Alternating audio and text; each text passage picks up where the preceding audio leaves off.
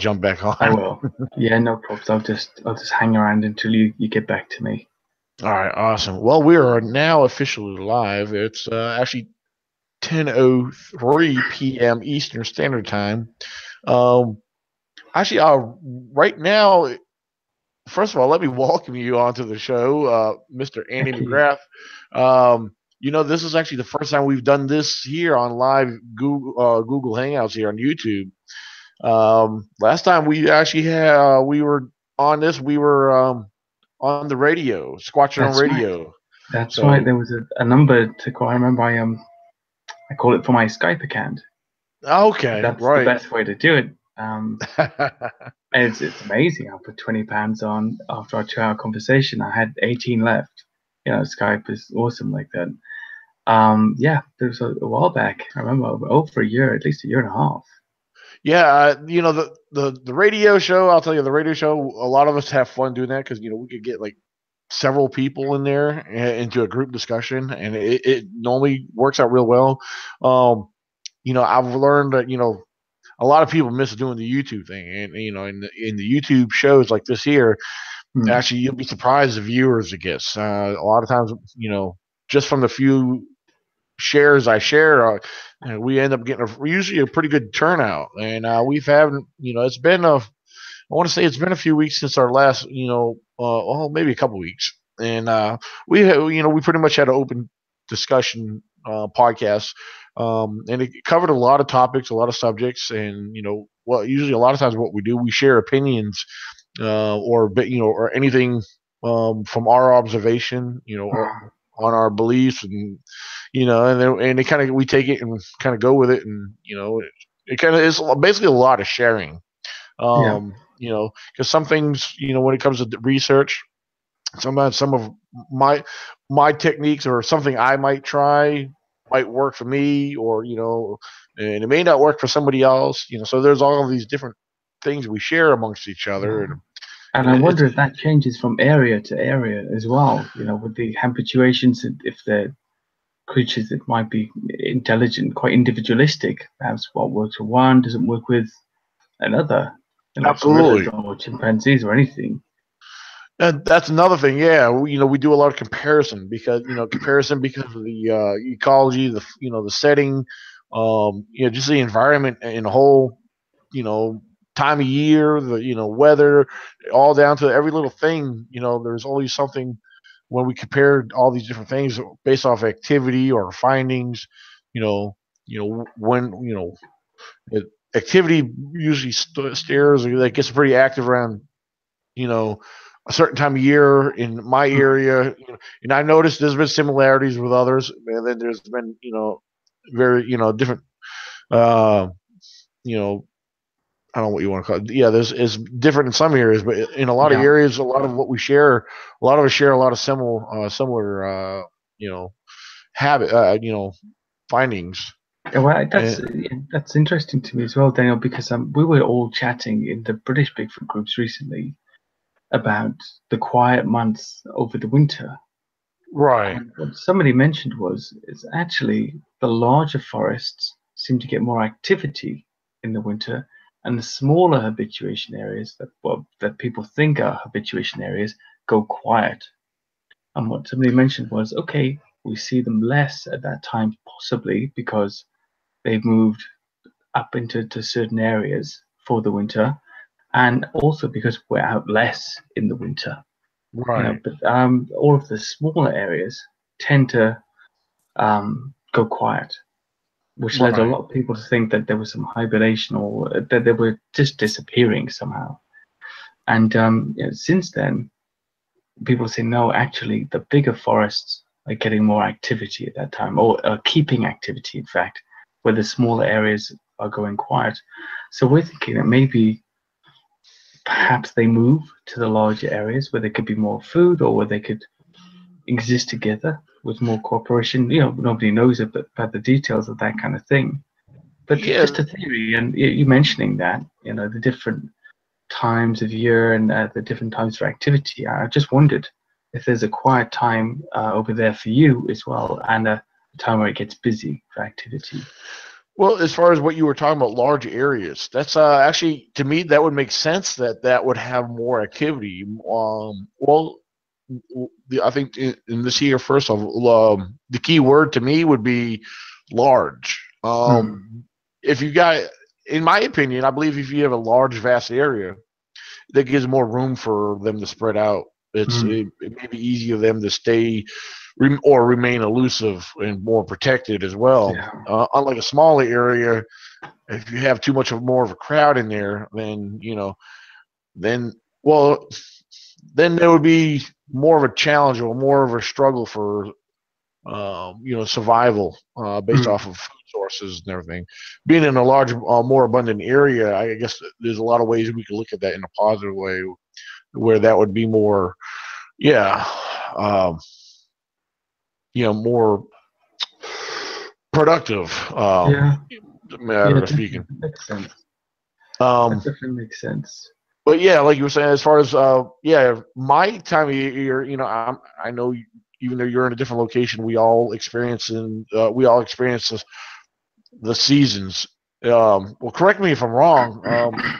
On the 4 seasons? You guys experience all the weather, all the different weather over there, We have, temperatures. yeah, we have all 4 seasons, but Okay. because we're an island, most of the seasons, spring, spring, summer, autumn, winter, contain rain or bad weather. So our weather is not terrible for the most part. We do get some bad snow occasionally up in the north Oh. places, but it's not like you guys would experience. Um, but being British, of course, nothing works once we get any kind of snow at all or weather.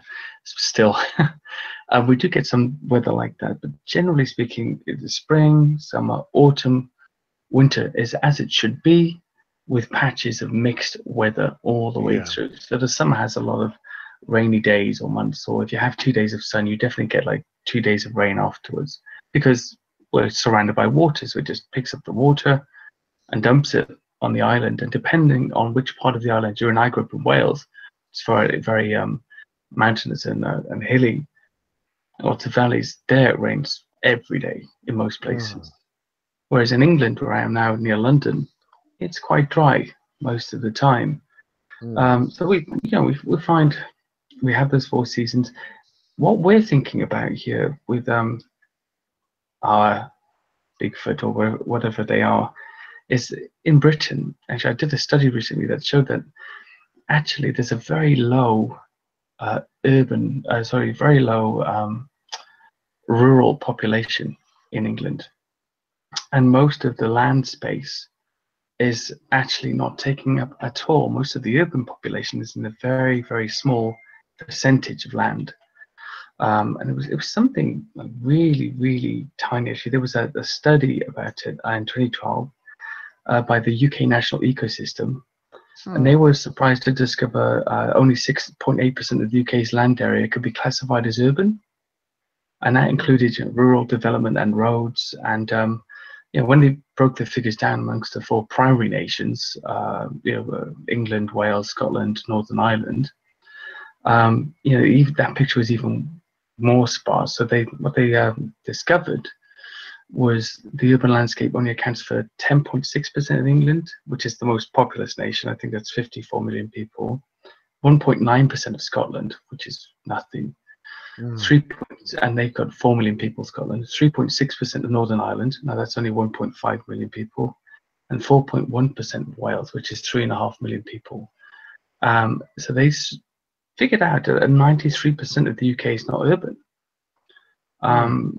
54% of the land in the towns and cities is also green space, like parks and allotments and football fields and things like that. And then the gardens, they discovered, use up a further 18% of urban land, and the waterways and reservoirs 6.6%. So what they discovered was in England alone, 78.6% of the urban areas are natural as well, which leaves Mm. just 2.27% of England's landscape is actually built upon. So 98% natural.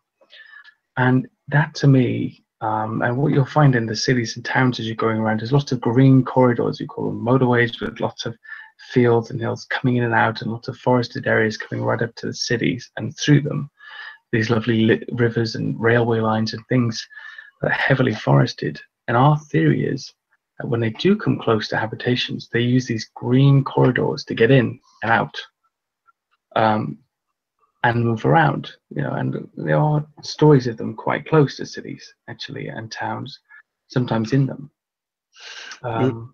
Yeah, so it's strange. We're discovering lots of odd things about the country that we never even knew ourselves. I live in London. We all think of Britain as being overpopulated because Right. if you live in London, that's the feeling you'd have. Well, see, that's even though the United States, we have a lot of forest, and where we have a lot of elusive animals. Even right here in Virginia, where on the East Coast, there's several. Even the Department of Game and Inland Fishery, we have elusive animals here, such as the mountain lion, cougar. Yes. And there's been several eyewitnesses to the mountain lion, the cougar. I've seen one 2 years ago for the first time, and wow. It was in my main research area. It was a black one, black, panther, and Wow. I couldn't believe what I was seeing. I wasn't alone. I wasn't the only one that was there that saw them. But now I'm just one of hundreds of eyewitnesses just in the state of Virginia alone. Not to mention, there's other surrounding states that they believe that they're not there either. But now let's the UK. That's the thing. People are underestimating the possibilities. Even without the eyewitnesses, they're not even. I guess that's where the closed mind kind of comes in. It's all about perception. What you perceive to see this country as, and even most of the criticism I get about these statistics that I released recently in a little blog called "What's with the Habitude," and I got so many trolling sort of messages of hate mail.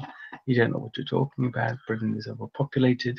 This is all farmland, and it was so. And then I proved the statistic even more to say, well, actually, 70% of what they call farmland is actually rough grazing and forest. Yeah, it's not used. And people are so opposed to the idea because I think it breaks a conception that they have. So in this country, especially, in others as well, you have this concept of, we can believe in the Yeti in the Himalayas because that's far away. You don't have to imagine it in our own backyard. right. Or the Orang Pendek, or the Makiling Bimbi in the Congo in a big forest, because it's far away and deep and nobody knows much about it. So we can imagine something in a situation we're not familiar with. Exactly right. Britain, the Queen's country, London and Manchester and all these built up cities, or the way we perceive them to be built up, we say, well, this is impossible. And most of the Americans are actually quite open to it. But most of the British people say, this is ridiculous. I'm British and I should know. I've been walking out in the woods. I've been hiking on the hills. Right. I didn't see one. And of course, you probably get this too. I did not see one, so how can it exist, right? Right. Because I've been out there. Why haven't I seen one? It's the same with Loch Ness Monster. You go up to the loch. It's 700 and whatever feet deep, allegedly, 25 miles long. It's so dark, the water, from the peak, from the surrounding hills. You can't see anything. Even if you're in a sub in the water, you still can't see anything. And it's completely surrounded by forests and hills. And I went there and stood out on the dock at night, 10 o'clock at night, in April 2012, and thought, I cannot see a single thing. It's black. The whole area is incredibly uninhabited, surrounded by forest and hills. So if something is here, how would you know? What if it's nocturnal? What if... Exactly. Yeah, good point. Yeah. What if it hides out in the forest or the caves in the daytime? What if they're underground caves? They're always out to the sea either side. And we just think, well, they've investigated, they've looked. It can't be there because they didn't find it. And I think the big mistake with wild animals, and especially rare animals that we make, is that wild animals want to be around us. They don't want to be seen by us. They don't want to be anywhere near us. And I'd say that definitely counts for the Bigfoot. If it's especially since it seems to be intelligent. There's no reason why it would willingly, in most cases, try to put itself in your line of sight. Right. Right. It's kind of like a me and you. It's like we know where the bad part of the neighborhood is, Yeah. or the bad part of town is. Yeah. Why go there when it can be dangerous? So it's it's same concept with Bigfoot or any cryptid that has any intelligence, their instinct or whatever it may be. Why Yeah. expose themselves when it could be dangerous? And When it could be dangerous. most wildlife, they're very keen and sense to know what danger is. Mm. So yeah, they're going to keep their distance, and it would make sense for them to do that. I mean, in my opinion. Yeah. And then also, you're talking about, that you're getting all this hate mail, the ridicule. Mm. I could only imagine what you're going through, considering a lot of us here in the United States, Mm. we get the same thing from non-believers, some skeptics, and we're in Yeah. a much larger, vast, more area. We have more area for all this, the roam, and I Seems mean, far more plausible. Anyway, as far as right, space is concerned, you could say there's untouched forest out there that some Americans have never walked through. There must right. be in Oh your own yeah, land, areas where, because there was no reason for you to take that path. There's no reason exactly. for you. And it's the same in the UK where you go along the railways or you drive along the motorway. You just see vast fields and forests and hills stretching on forever. And that's just the bit you can see from the part you're on. There's, every couple of miles there's a house or something. You never see anybody standing around or walking around. And you think, so this stretches out for miles and miles and miles. Nobody's there. You could probably walk in a straight line all day and all night without seeing anybody.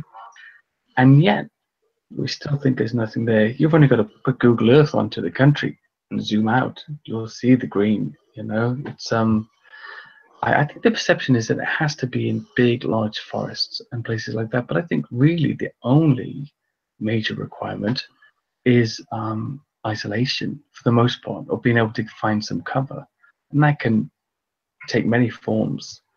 As far as food sources go, we've got so much. Oh Millions of yeah. deer, and there's 20 million sheep in the country roaming the hills. Oh wow. Yeah. Wild grazed. What about vegetation? Because that's a question I get asked that. Others get Mm. asked that. Like both humans and animals. So is there edible plants? Lots. Out in the wild that you could eat, or animals could eat, humans could eat. Yeah, yeah. There's lots of plants and berries and roots and all kinds of things that are available all year round. Actually, and lots of there's fruit, fruit orchards and things. We also have a large croppable areas in certain parts of the country, which could be quite easily exploited. But it's it's that background for the omnivore, if you like. Yes, that's And I right. presume they're bear-like in their feeding habits. They're Absolutely. exploiting everything. There's so many lakes and lochs and streams and coastal areas where there's so much shellfish and actual fish and crayfish, the rest of it. Then you've got the deer, the sheep, millions of wildfowl and birds walking around the place, and we've got wild boar now again as well. I think we've got about only 4,000 or 5,000 of those, but they're expanding quickly. And of course, we've had the big cats now for the last 30, 40 years, since they were all let go in the 70s. We brought our new licensing law in the Dangerous Wild Animals Act. And, we don't see those too often. We do see them enough to know they're there, like you saw with your cougar. Right. But they manage to stay out of sight. And there's no way they would be as intelligent as an ape. But they're primarily nocturnal. And they stay in areas where their food source is. I actually had a report from a lady, a horse breeder, near here in a place called Ruspa. And we're just on the edge of the rural area here where I live. And she went to get a hay consignment for her horse. There's a farmyard somewhere. You just roll in, you've got a contract, you pick up the hay and you leave.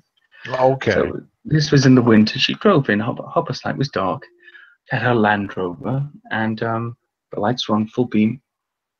And a friend in the car with her, 25 feet away, she suddenly sees, she's 5'8", 5'9", a waist-high panther, or whether it's a cougar or a leopard, we don't know, probably a leopard being here, but black.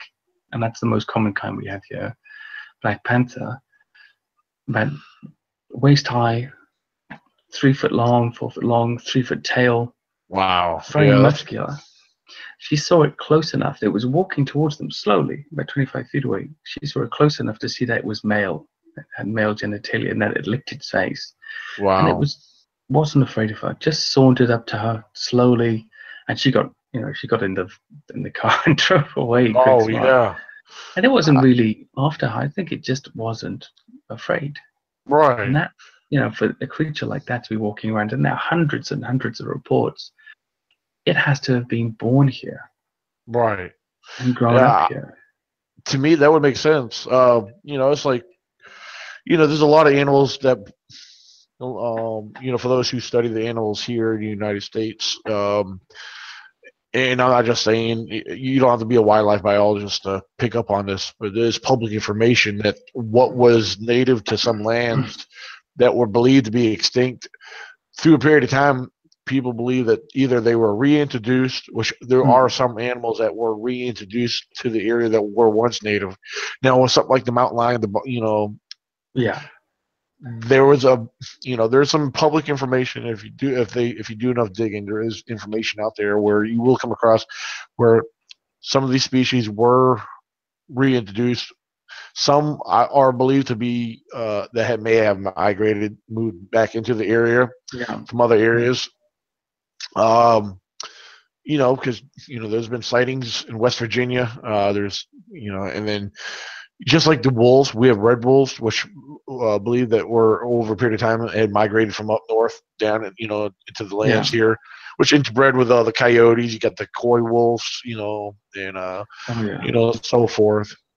And real quick, before I go on, before we go on any further, I want to make a quick announcement. For those who are watching us and listening, if you want to interact through the live chat, if you have a question for Andy, if you are on your laptop, desktop, the live chat is on your top right-hand corner.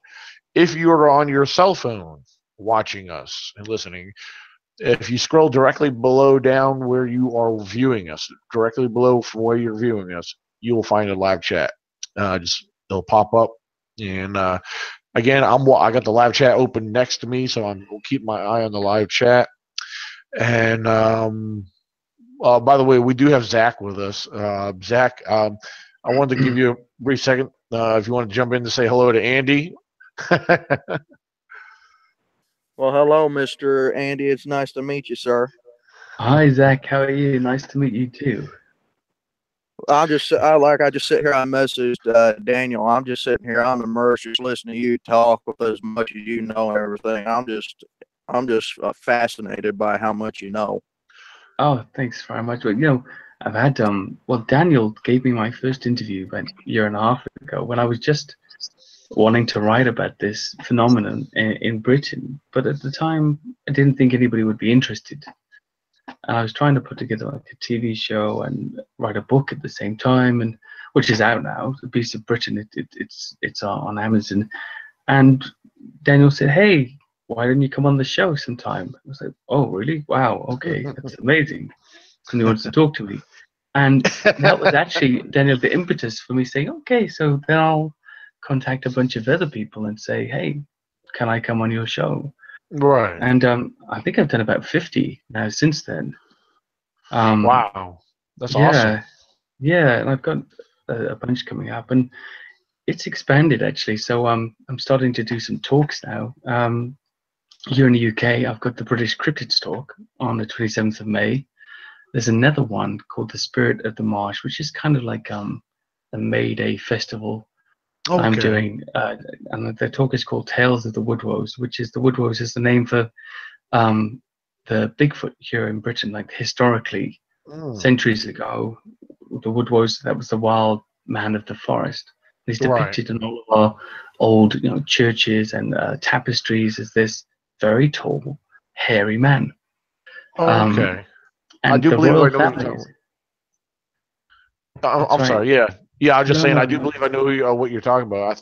Is it the one that has like looks like maybe it may have like leaves around the face? That's the Green Man. The Green Man. That's it. I always get that confused. No, it's similar. I think it's the same thing personally, but they're Oh. wrapped up in mythology of like these forest spirits. But whenever you see the depiction, and these are centuries-old depictions, carved on churches and woven into the tapestries, and the royal families in Europe used to use them as part of their insignias on their flags and their heraldry, they call it. There they are, a man's face, but you have to remember that this is a description that somebody's given for somebody to carve or draw, and yet of giant size, at least head and shoulders above the men they're facing these types of combat and different sort of interactions with people throughout our history. Now you have to wonder if Bigfoot is a modern day pop culture phenomenon that's just starting to affect Britain now. Where do these guys come from? Where does that depiction that completely matches this come from? Of course, the naysayers, they don't want to admit that. That's just all mythology and coincidence. Right. Just like dragon depictions, occasionally looking like pterosaurs and things like that, must be a mistake, right? Maybe they saw fossils. I love all that stuff. Yeah, but there it is. So started the book, did that, still trying to put this TV series together. I was going to record a pilot in Lake Windermere, which is the home of a Nessie-like creature called Bo Nessie. It's been seen a bunch of times, and in 2014, the last photo of it was an amazing photo captured by a lady called Ellie Williams. And she worked for a magazine called Autographer, and she set up a new camera, like a kind of a game cam, and was set to go off once a minute throughout the day. It was to record the changing seasons of the day. The magazine's all about photography. And she got it back, after the day, and she looked at the images, and in the distance she can see something swan-like. And as you zoom in, there's a big hump with a big arched crane neck, in a foggy lake swimming about in the morning. Wow. There's nobody in the foreground or the background. Nobody can figure out how she faked it, if she faked it. And there's never been anything since to say, yes, it was a ruse, it was a promotion, nothing. It just still stands out. Of course, it's unacceptable to people. Any evidence is always unacceptable, isn't it? Oh, yeah. Because what have you got to sell? I did a little blog on Todd recently on his Discovering Bigfoot. I had a friend of mine. She's a CGI expert. Well, she's a professional. She's worked in Hollywood on things like Noah and The Hobbit and really big production. And she did an assessment of Todd's footage. And when I asked her I said, look, you don't care about Bigfoot or any of this genre at all. Todd, he gets a lot of hassle about his footage. And it's really passionate, it's really emotional. Either you believe him and you hate everybody who doesn't, or you don't believe him and you hate everybody who does, right? And that's where it kind of falls for most people anyway in the community. I said, can you just review it and tell me if you could fake this with your experience? And she reviewed it and she said, yeah, I could do that. You could do this with simple layering it and costumes. She said, but what I have to point out is the work is of very high quality. And what my point on that was, the rest of his documentary isn't of high quality at all. Right. It doesn't match the high quality of his Sasquatch. The production of the documentary doesn't. It's a bit, it's not bad. It's just, there seems to me to be like a difference in quality. Now, there was two theories. One was when he created those Sasquatch 10 years ago, or when he filmed them, if he created them, the people working for him then aren't with him now. Right. Okay. That could be a theory. Because, of course, Devil Squatch or the Devil Face, you see at the end, that's of a much lower quality than everything else, because it's just a black face, between some logs. So it could be anybody's anyway.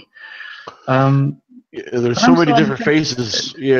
There's so many. I'm sorry to interrupt. I was going to say there's so many different faces, like you said, decrypted of what people see, or what Hollywood believes or thinks it could be. If he would, for those who don't believe, that think if he was real, he could look like this. Of course, there's so many horror flicks out there.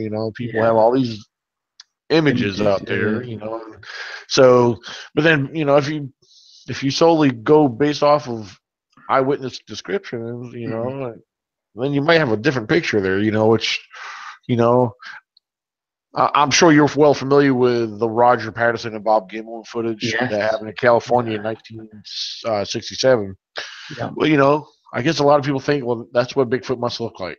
It's like, well, we're people, me and you, we're different. We're in different areas, different regions, and it's here on the United States. You got East Coast, West Coast. People on the West Coast, who grew up there, and you got different types of people out there. You got the beach bum people, that's like down in Florida. Yeah. You got the people from the hills and the mountains. They look like me. I mean, yeah, you got all these different faces, so that to me makes sense. Right. To me makes sense. And plus he says that he's filmed all three of the main faces that you see in different areas. Yeah. All in different areas. And the same, we're both human beings. You could say we're both Caucasians, but we look completely different. Right. Chimpanzees all look different to each other. So do gorillas. Well, chimpanzees more so. But that's just a sign that what he's filmed could be real. I always used to think it was real. It's really only his presentation that made me doubt it. But then I think, if you've been accused of being alive for so long, you're going to have that kind of air of protesting your innocence, which makes it hard for people to trust you, doesn't it? Because you're always standing on your dignity, trying to profess that you're innocent before you're even accused, because that's what's been happening every single time. So that can, if you come in at the back of that, when somebody's already spent 10 years being accused and now he's telling you something is real, you're going to think something's off with the guy. Because it is. He's been accused of something for 10 years. So I'm still really on the fence about it. I did, not that I'm not any expert on that at all, but I thought her opinion was important because she's not involved in it.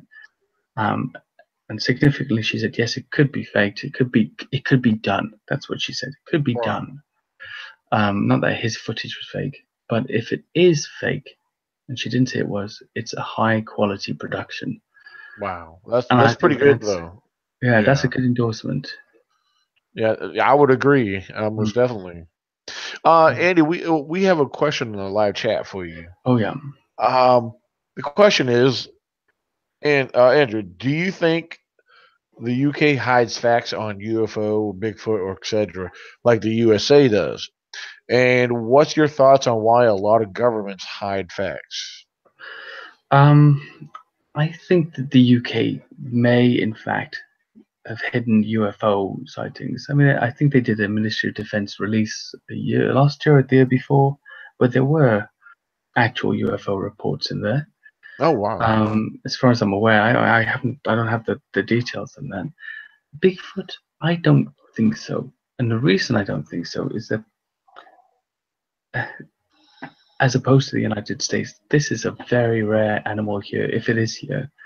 On the British Bigfoot map that the British Deborah Hadswell and many people in the British Bigfoot research team have put together, there's about 470 sightings spanning around about 40 years. Many modern ones, even very recent ones up until last month and months before. But that's rare. We've got 65 million people. That's about 40 years. We've got 460 sightings, most of which are either road crossings, or very unexpected forest incidences. One person and one person usually, one person and the Sasquatch, or Bigfoot. Yeah, that sounds pretty accurate. What pretty much how it happens here, Yeah, the same thing. The road sighting it's so similar, in fact. Or the occasional curious sighting. So there's one. I did an investigation recently in Box Hill in Surrey. And this is a National Trust area, so it's a preserved area. It's lots of rolling hills and fields, and there's a big hill that's an elevation of about 400 feet. And there's these things called the steps that people walk down and up, and they're incredibly steep. They go all the way down, and they're earthen steps, hemmed in with wood. And at the side of the steps, it's very deep forest. Mm. And in 2012, a jogger was jogging in the summer and evening there, and she rested on these steps. And about 9:30, but still light at that time. And she'd heard some wood knocks before, but she didn't know what that was, what it meant. And then she heard some footsteps coming up behind her, and thinking it was a dog walker, she just moved aside and nobody passed. So she turned around and saw a 6 foot plus, muscly, bipedal ape man, sort of brown and grey fur, domed head, a wide jaw, incredibly muscular, just watching her from about 10 meters away, and stayed there for 30, 40 seconds, and turned around and walked away with this regular looking over the shoulder to check where she was. And as it moved away, she reported smelling a stale farm animal type of smell, which is like this Bigfoot smell. So we've talked a lot here about, is this a defensive strategy, this smell? Because you don't always smell it, but sometimes you do. Right, And exactly. in this case, yeah, and we've got 2 incidences like that, where the smell has been smelled right after it's been spotted. There was another one called the Five Roads Ape Man in Scotland. So what happened with this particular incident is that a guy was driving up to the Five Roads roundabout, and I think that's in Argyll or Ayrshire, I can't remember actually, but it's somewhere in the Highlands. And it was dark, and as he came up to the roundabout, he said a 7 foot tall orangutan walking on 2 legs across the road in front of him. There was eye shine as it turned and looked at him as he crossed, and then walked off into some forest, facing on the other side of the road. I don't know if do you have roundabouts there? What do you call them? The circular road feature that you have to go around. You A roundabout? Yeah, a roundabout. Yeah. talk about. If you come to a junction, there's normally a circular island here. Oh, okay. Yeah. Okay. What is that? Yeah, like intersection or Intersection. Do you have it? Yeah. Do you have the round circle? not the circle. I know exactly what you're talking about. Yeah. There's actually up in DC, Washington, A cul-de-sac? Yeah. It's more like a feature in the middle of the road at which different roads intersect onto, and then they go around this. Circle around. Normally, there's an island with Cloverleaf? No, I something like know what that. he's. Yeah. I know what he's talking about. I've seen one. Yeah. I can't remember where I was at when I had actually headed up to Ohio. Actually had one. Washington D.C.'s got them. So yeah. Turnpike? It's not exactly the same thing. It's basically, there's normally 4 or 5 exits from the road. You enter on one. There's a circular island in the middle with woodland or forest on it, and then you drive around and you find your exit. Exactly. And in this case, this creature, it must have been late at night, and it was, he was by himself, the driver. This creature walked off the roundabout, passed in front of his car as he slowed down, and walked into the forest to the left. Now, he wound down his window, and he said what he could hear it walking into the forest, and what he smelled was a stale farm animal type of smell. So there's that smell again. It's interesting. So the question was about, did the governments hide it? I don't think they do with Bigfoot here, because I don't think it's so rare. I don't think they really know much about it. Right. It hasn't been that too world. Yeah. That. I guess like in Asia, for example, the Asian governments actually, they speak about how they welcome people to come in, and they speak about how they believe. Yeah. Asia's a whole different thing all in itself, but it's like. A lot of us question it, like, well, Asia's so open about a lot of stuff like that. So why can't the United States be like that? As far as when we're talking about government-wise, but a lot of people believe the government's hiding something. I mean, they can be, but we have no proof of that. Although they have cover-ups, we all know that much. But they have the reasons. But the thing is, Bigfoot. If Bigfoot is a cover-up. I mean, it can be I can name several reasons why they're doing it. I think we all can really, but then again, it's more of a theory, or it is a theory, and that's a great thing about conspiracies from a government perspective, if I was in government, I was trying to hide something, I'd release a couple of conspiracies along with it, with a bit of truth, because you keep people fighting and arguing about it, and then you don't really need to do any more work. You just let them fight it out with all the ideas that spring from it. Right. In regards to Bigfoot, one of my main things, if they are covering up your country, I think it's because it's a philosophical point of view. Because something that walks on two legs and looks like an ape should be some kind of missing link, and I don't think it is. And I think that they know, if they know about it, they know it's not, and therefore finding it and proving it would prove it's no kind of missing link. Because I think it's an ape. That's just my opinion. And the other thing is, maybe people will go out en masse and try to hunt them, and that's one of the things they're afraid of. But I'm not sure how much I believe in that theory myself. Right. Hey, back to the roundabout we were talking about. Oh yeah. A good friend of mine on Facebook.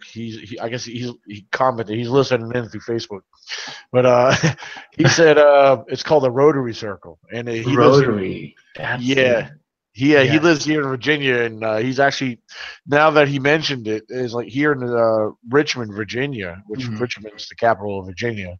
You know, there depends on what part of Richmond you go into. There's more around the colonial area. Yeah, we have stuff like that. They're down around the Monument Avenue. We've got them everywhere. Everywhere. You're always struggling to get on and get off. Yeah, some of them. I mean, we have small ones like, if you go in further north, Northern Virginia, you know, going into where it merges into West Virginia and Maryland. Yeah, we have one that's more like that with the highways combined into it.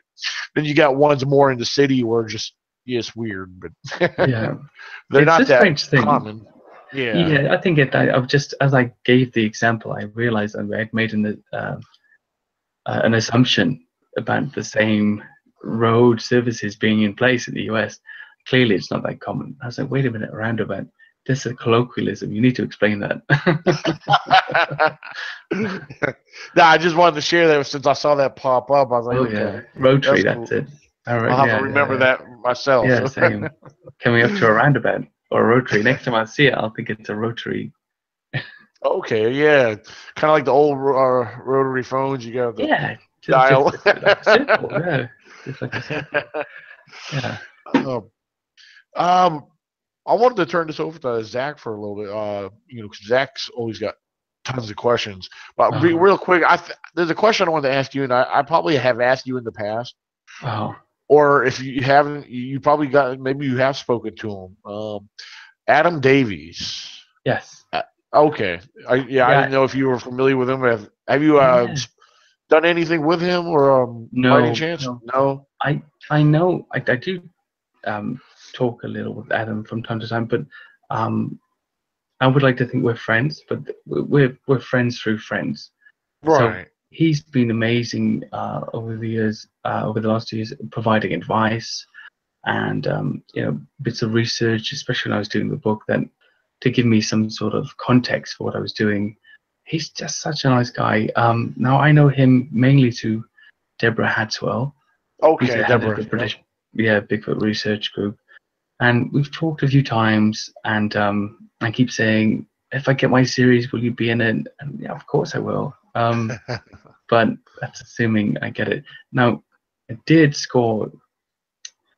Don't like to talk about things like this because, you know what? Even if you get a good contact to pitch your idea, it's not a guarantee of anything. But there could be something big coming up. That's all I'm saying. And if it doesn't come up, I didn't say what it was, so there's no fail. But as far as the talks are going, you know, I'm just he helped with some advice on that. Other people helped as well, introduced me to some people. So I'm doing the International Cryptozoology Conference with Lauren Coleman. Yes, that's like that's a big one. Yeah, like for me, he's the godfather of cryptozoology, right? Yeah. The reigning godfather. Anyway, he's the existing one. And you know, one of the experience, so the fact that he said, yeah, come, I was like, oh my God, okay, that's amazing. Yeah. How am I going to speak in front of Lauren without stuttering and spluttering and everything? He's human, just like me and you. He is. But, you know, it's one of those things, if he questions one of my theories that I know is right, I'll just have to agree with him. It's president, you know, it's a hierarchy. I think, well, you must be right then. I must have imagined that, Lauren, because that's you and that's me. I don't think about things that way that often, but there's a few people, they've just done that much work. So I was talking to Carl Schuker as well, the writer, cryptozoology writer, Dr. Carl Schuker, in 24 cryptozoology books. He's another guy that's just, you message him and it talks to you. So when I first started, I started talking to him about the book and the series that I wanted to do, and I just asked him outright, will you be in it? And he said, no, I won't be in it, because he said, I don't like to do any TV because I'm not comfortable with it. Oh, but if you need any advice about writing in bits and pieces, and sure enough, over the last year and a half, it's just always been really, really helpful. In fact, I've got an article that's just come out in Cryptid Culture today, which is the last chapter in the book, Preparation for Preservation, about how can we bring in laws to protect these unproven animals. Now, I know in some places like Skamania County and other places, Champ, for example, there are local laws that protect creatures. Now, a lot of people are suing governments, aren't they, for recognition? Todd suing Canadian government. This other Bigfoot tour lady was suing the American government recently, wasn't she, about recognizing Bigfoot. And I think that kind of thing is a waste of time.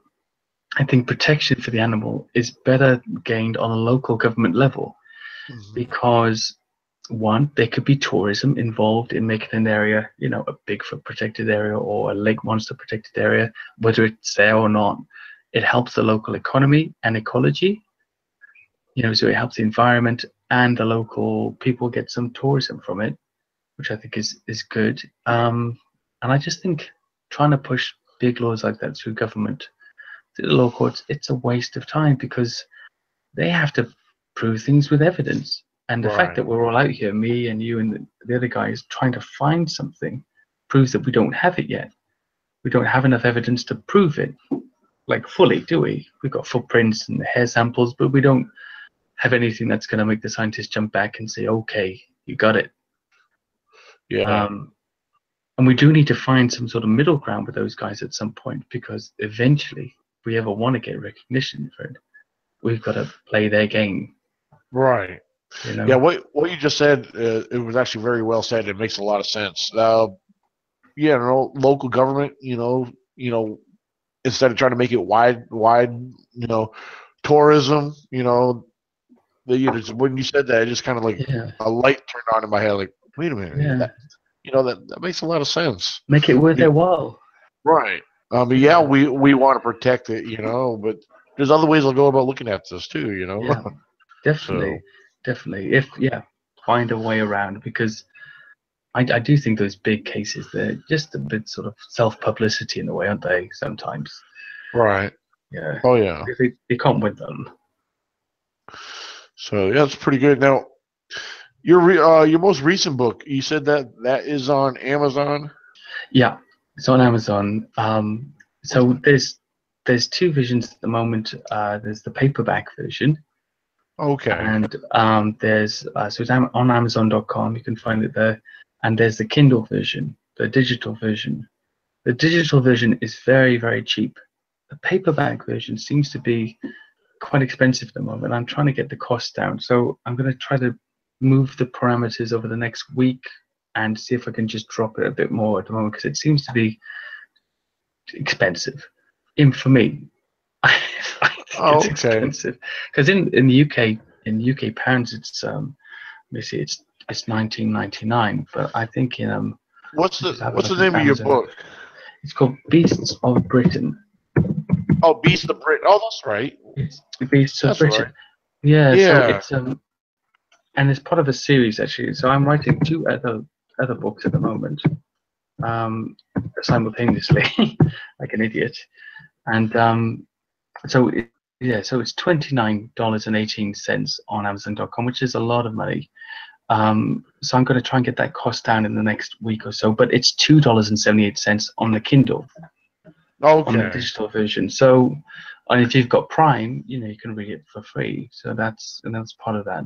So I would like people to buy it, but maybe wait a week, because it should be cheaper after that point. All right. Yeah. Because all right. Here it goes.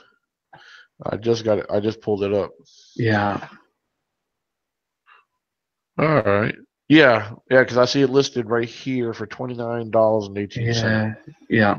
So I want to get that down a lot. I think it's to do with the parameters on color printing and the photos and all the kinds of things that are in there. So I'm going to just change a few parameters, and maybe that will, bring it down to a reasonable price, a price I'd be willing to pay myself.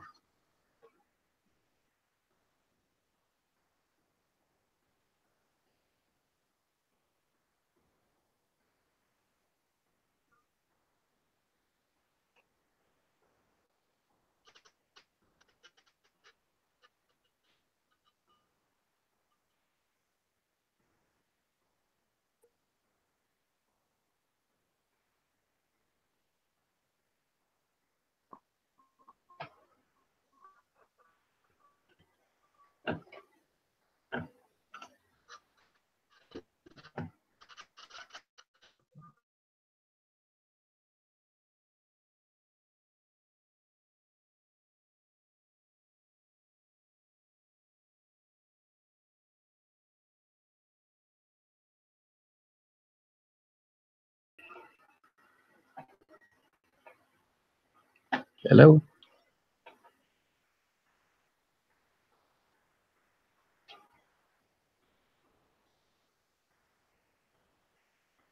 Hello?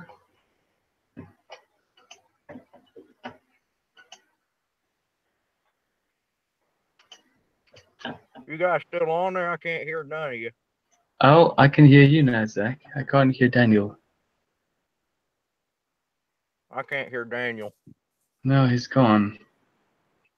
Um, Well, he said he was going to turn it over to me. So, he did. So you might Daniel, as well.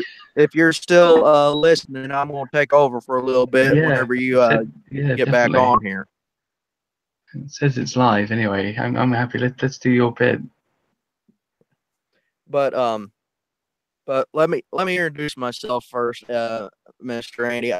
My name is Zach Starrick. I'm from little town in Illinois here in the United States called Crab Orchard. I'm a lifelong fan of anything and anything unknown. Uh, I've been in cryptozoology now for 13 years, studying all sorts of cryptids from not only here in Illinois and in the United States, but from around the world. And there's a lot of questions that I have, um, especially about cryptids over there in the UK. Aside from what I read about, you guys have what in this one of these books I call it about the beast of Dartmoor. Oh yes, the big cats. Yes. Old Shuck. Yeah.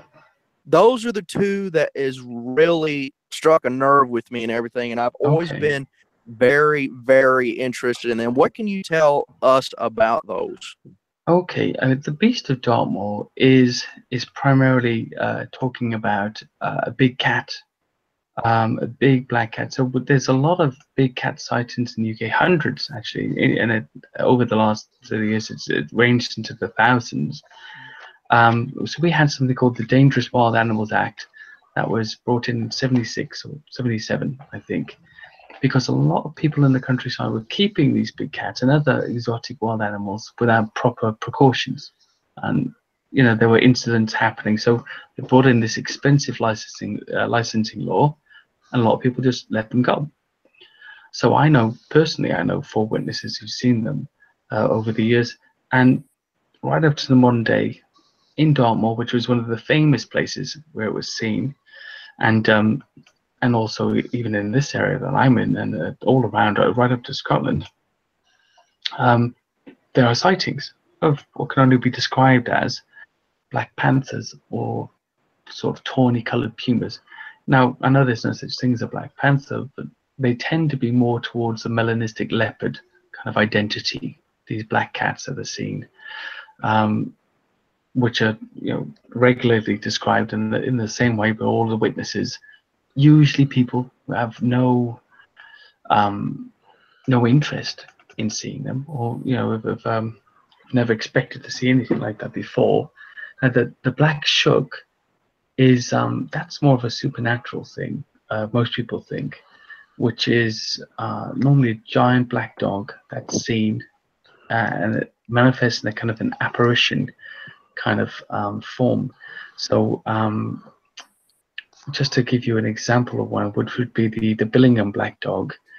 Now that's an area in County Durham in the north of England, Billingham. Now 2 teenagers there, they claim to have seen a black shuck on several occasions that they described as being like a huge shadow of a black dog with red glowing eyes. Ooh. And they've seen it several times. It's shadowing them in the forest line as they're walking around. Which is quite strange. There was also a black shuck seen in Kimberley in Nottinghamshire in 2012. That's quite a recent one, September 2012. And 2 witnesses saw what they described as a black shuck when they were pushing their bikes through a field and paused to take in the view. Looking back the way they come, they saw a horse-sized black dog which ran along the hedge at the top of the hill before vanishing. Now, it doesn't really describe here whether the vanishing is like a disappearing in front of them or whether it disappeared out of sight. So I don't really know what that one is. And then there's another one I've got here, June 2015. So that's an even more recent one, where a witness saw a creature on all 4s run in front of his car in the Penderford area of a place called Wolverhampton, that's near Birmingham. And he said the creature resembled the werewolf out of Harry Potter. He's a total non-believer, but he can't deny what he saw with his own eyes. So it seems to be, we do have some dogmen or werewolves. I say werewolf, but I think dogman is like the rebranding of the werewolf, isn't it? Yeah. Make it less embarrassing, less supernatural. We have some other sightings that are more bipedal, wolf-like here too, as well as the Bigfoot. And they, similarly to the United States, the percentage compared to Bigfoot are a lot less. I could give you 1 or 2 of those if you like, actually. Yeah, yeah, that's pretty cool. That's interesting. I personally, a lot of people ask me about my take on the Dogman, and the thing is, I personally, when I do get asked my personal opinion about it, and my response is, well, there's a part of me that wants to believe it, but I'm going to remain on the I can't believe it, but I'm not going to dismiss it, and I'm not going to ridicule nobody for it. But I guess where do you could stand on that, if you don't mind me asking? For me, it's something I'm uncomfortable with, but psychologically, I realize my discomfort with the Dogman theory or sightings is similar to a non-believer's discomfort with the Bigfoot sightings. So, one man's Bigfoot is another man's Dogman. There you go. Yeah. So I realize what I'm saying. I'm asking people to believe there's a Bigfoot in Britain, but if they tell me there's a Dogman, I'm like, really? And there was a very popular sighting here, a popularly known sighting in Hull in 2016. Now, Hull is in the north of England, far north of England, and I always joke that it's the kind of place that was where we get our expression, I've been to Hull and back. That's pretty good, yeah. And you really will occasionally feel that way if you've been there. Allegedly, I've never been there. So what happened there in this Hull sighting was, it was very descriptive. So there were several sightings for different people over a 2-3 week period. So it's in East Yorkshire, this place actually, in England. So the first sighting was made up by a local woman who described it as running on 2 legs and then on all 4s, resembling a human and a wolf. So I'm guessing she means bipedal by that. Right. Later, a couple said they saw something tall and hairy eating a dog next to a drainage channel, which runs through the countryside. They claimed that the creature jumped over an 8-foot-high fence with the dead dog in its mouth. Wow. Yeah, and another woman was walking her dog when she spotted something half dog and half human. And it says here in the sighting, she said her dog refused to go any further along the path they were walking down, which you can't really blame it. It's got some sense, I think. Yeah. Well, dogs ain't stupid. They're not. And there's a final one here. It was seen by a vet, and she was driving through the East Riding village of Halsham, which is in the same area. She saw a creature on all 4s, which walked towards the car on 2 legs. And she described it as looking like a big dog, probably bigger than her car, covered in cream and grey-coloured fur, but with a human face. Wow. Yeah, and there used to be like a mythical creature there, or an old sighting called the Beast of Barmston Drain, or Old Stinker. I think is the werewolf-like creature. But then, so we've got, I mean, historically we've got lots of werewolf tales in Europe and in England.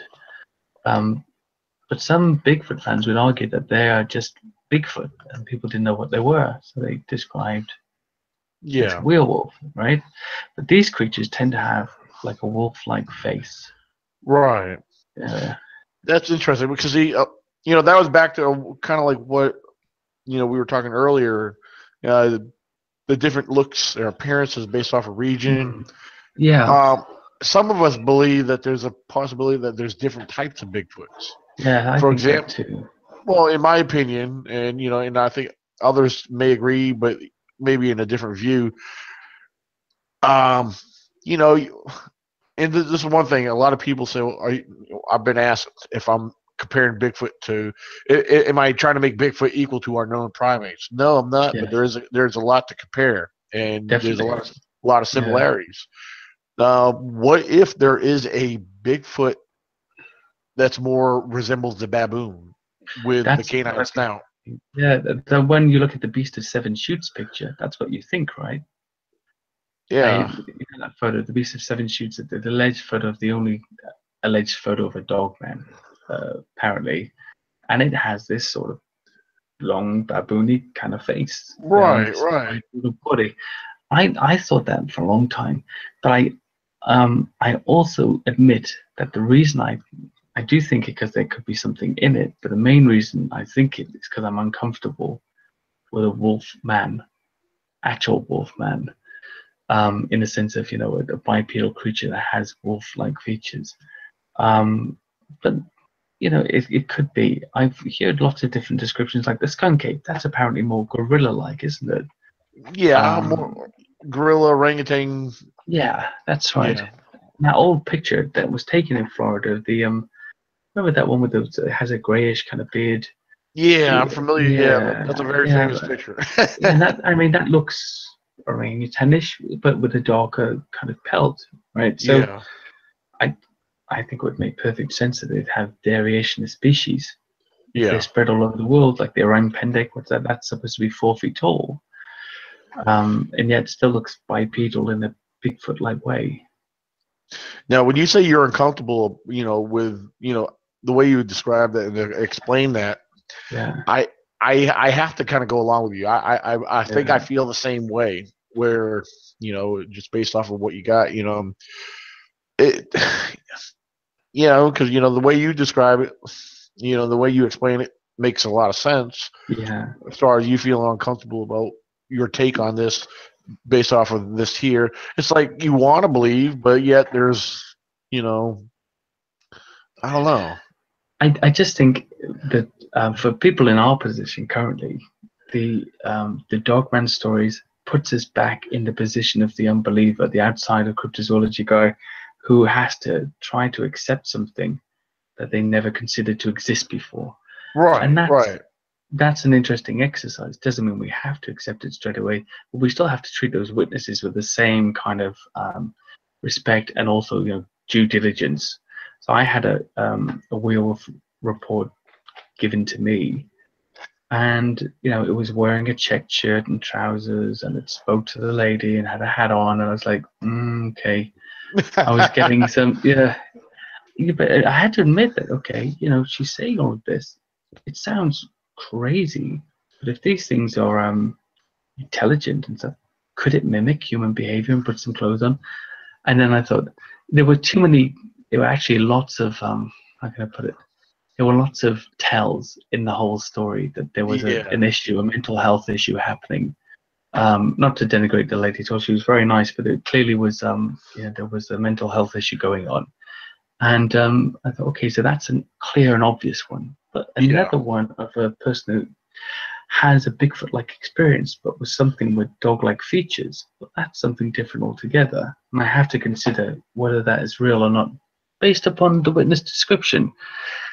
And it all comes down to preference, doesn't it? But even if I'm uncomfortable with it, I try not to reject it, if it makes sense. Yeah, with what you talking about as she was telling their story, it has what you said it had too many tails in it. Yeah, We kind of we refer to it as flags, like there's red flags. One, yeah, yeah, like yeah, there's a red flag in that one, you know. So, well, more or less to take caution about what you're hearing. Yeah, I do the same thing. I'm always, you know, I've investigated a few eyewitness reports, you know, in the surrounding areas here, and you know, you want to get a feel for who these people are, and you want to kind of like sometimes you can almost feel their story to be real. You know, it's just the way, especially when they take you to the location. That's what really intrigues me. They're willing to take you there, you know, and give you every detail they can because they want to tell somebody this is what I saw and this is where it happened. You know, some people they can't. They can't shake it, right? You can't unsee what you've seen, can you? And I think that's amazing, actually. What I look for in these witness reports, then it's just me, the mundane, boring details. Life is full of mundane, boring details. And when you see a witness description that has, and you know, we were all driving down the road, and there was this weird post box on the side, and somebody had knocked over one of the signposts, and it was raining, a very light rain. I remember that. You know, these mundane, boring details, they make the story real to me. Whereas, you know, the fantastical over elaboration and hyped up presentation of everything, I get cautious and I think, okay, well, you're selling me something, clearly. That doesn't mean it's not true, but it makes me feel a bit more suspicious of the truth of the story. Whereas if somebody's, you know, describing what they ate for breakfast that morning just before they went out and saw the thing, it's part of a daily routine, and it's got a reality for me, anyway. Right, exactly. Zach, you're a little quiet there. Do you want to jump in? I didn't know if I interrupted you or not before I came back on. And yeah, Andy, how far are you from Cornwall and Devon? Quite far, actually. So it's probably I was there recently in St. Ives in Cornwall in 2017, I think, and it was about a 6-hour train journey, which in British terms is far. I was sitting here reading up on this one cryptid here on my tablet while I was listening to you guys talk. The Beast of Bodmin Moor. Okay, yeah, now that's a big cat as well. The Beast of Bodmin Moor. Yeah, I mean these are the famous big cats. So when they first started to be regularly sighted and photographed in this country, Bodmin Moor, I think there was a researcher that he was down there for years looking for this creature. I think he may have only got 1 or 2 distant photographs of it. That's how cautious they are.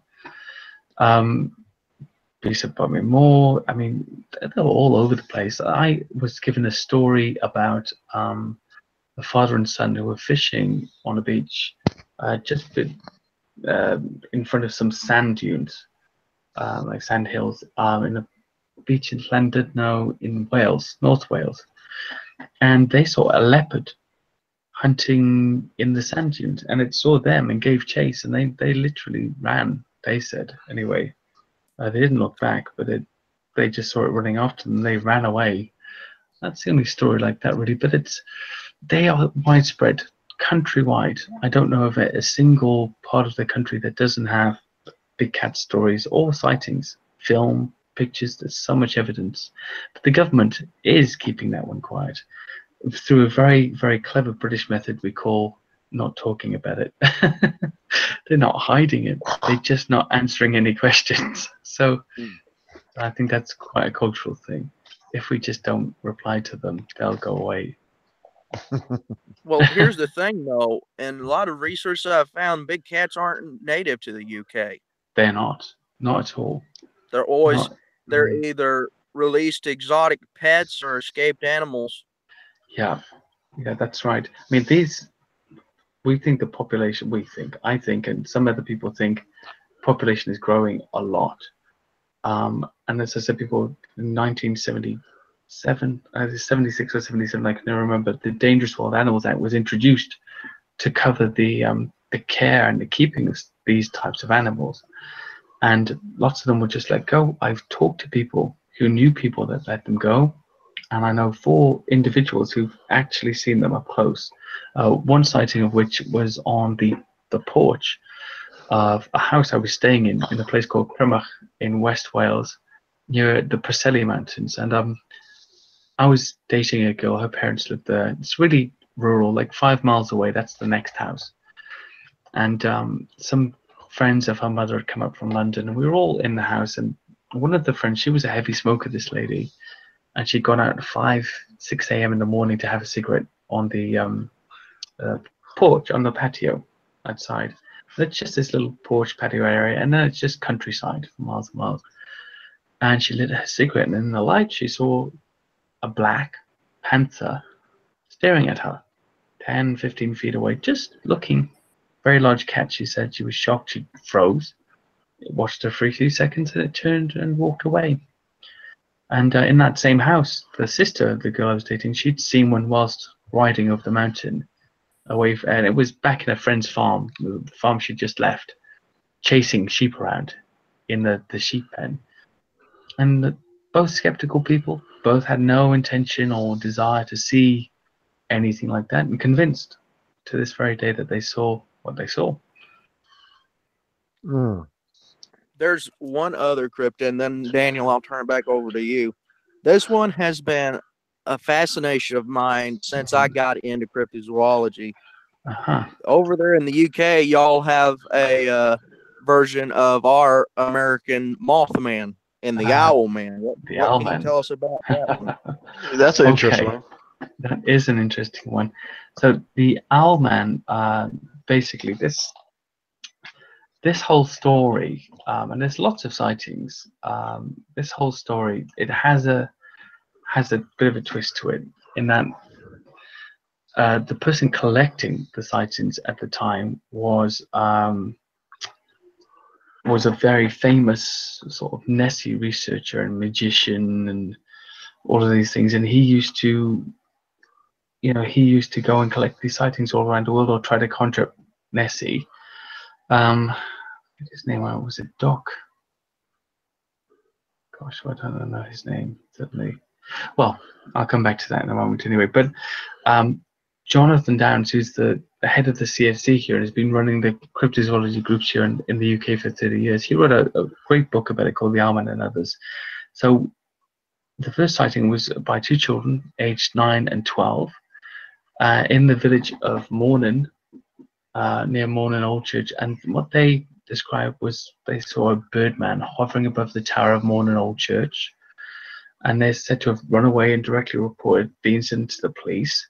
They took them into separate rooms and got them to draw the creature. The drew was something they said was a 5-foot tall bipedal owl with grayish brown feathers, red glowing eyes. It's a very strange creature. Other people have seen it resting on a branch. A group of people saw it there, and they thought somebody was in a suit messing around, and the creature lifted off and emitted the strange crackling electric static kind of sound. So that's been seen a lot of times. I think it could be very, very similar to the Mothman. I think the descriptions are very similar, sort of nondescript. I think this headless description that's sometimes given of the Mothman could be a creature that has its head very low in its shoulders, in the dark background, especially the glowing eyes, it would stand out that way. This Owlman has also been sighted in West Wales at some points and other places in the country. And I had a theory with these kinds of creatures that are very rarely seen, and some others like pterosaurs that are occasionally seen here, that these creatures could be traveling through our country on the way to somewhere else, a migratory route perhaps. And I only think that because they're so rarely seen, in quite popular areas.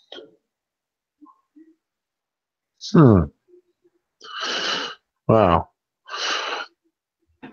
Yeah, because we've been in discussions regarding the Mothman here in the United States. Yeah. Yeah, and this of course in some of our discussions, some of us we always try to debunk certain things. And, Yeah. we always try to compare, and we've always wondered, could it be this? Could it be that? We know there's giant birds, big owls. Owls, I think, are the most or the closest that we've could ever come to comparing anything related to a Mothman. But Yeah, people describe Mothman with a wide, long, big wingspan. And then other people have seen a bipedal figure, almost like a man, So it's especially with Zach. Zach had an encounter, which was very interesting. Oh, really? Yeah. An actual encounter. That's interesting. Zach, if you would like, if you want to go ahead and share that. Oh, do I got to do it again? Yeah, Zach shared this one numerous times with people.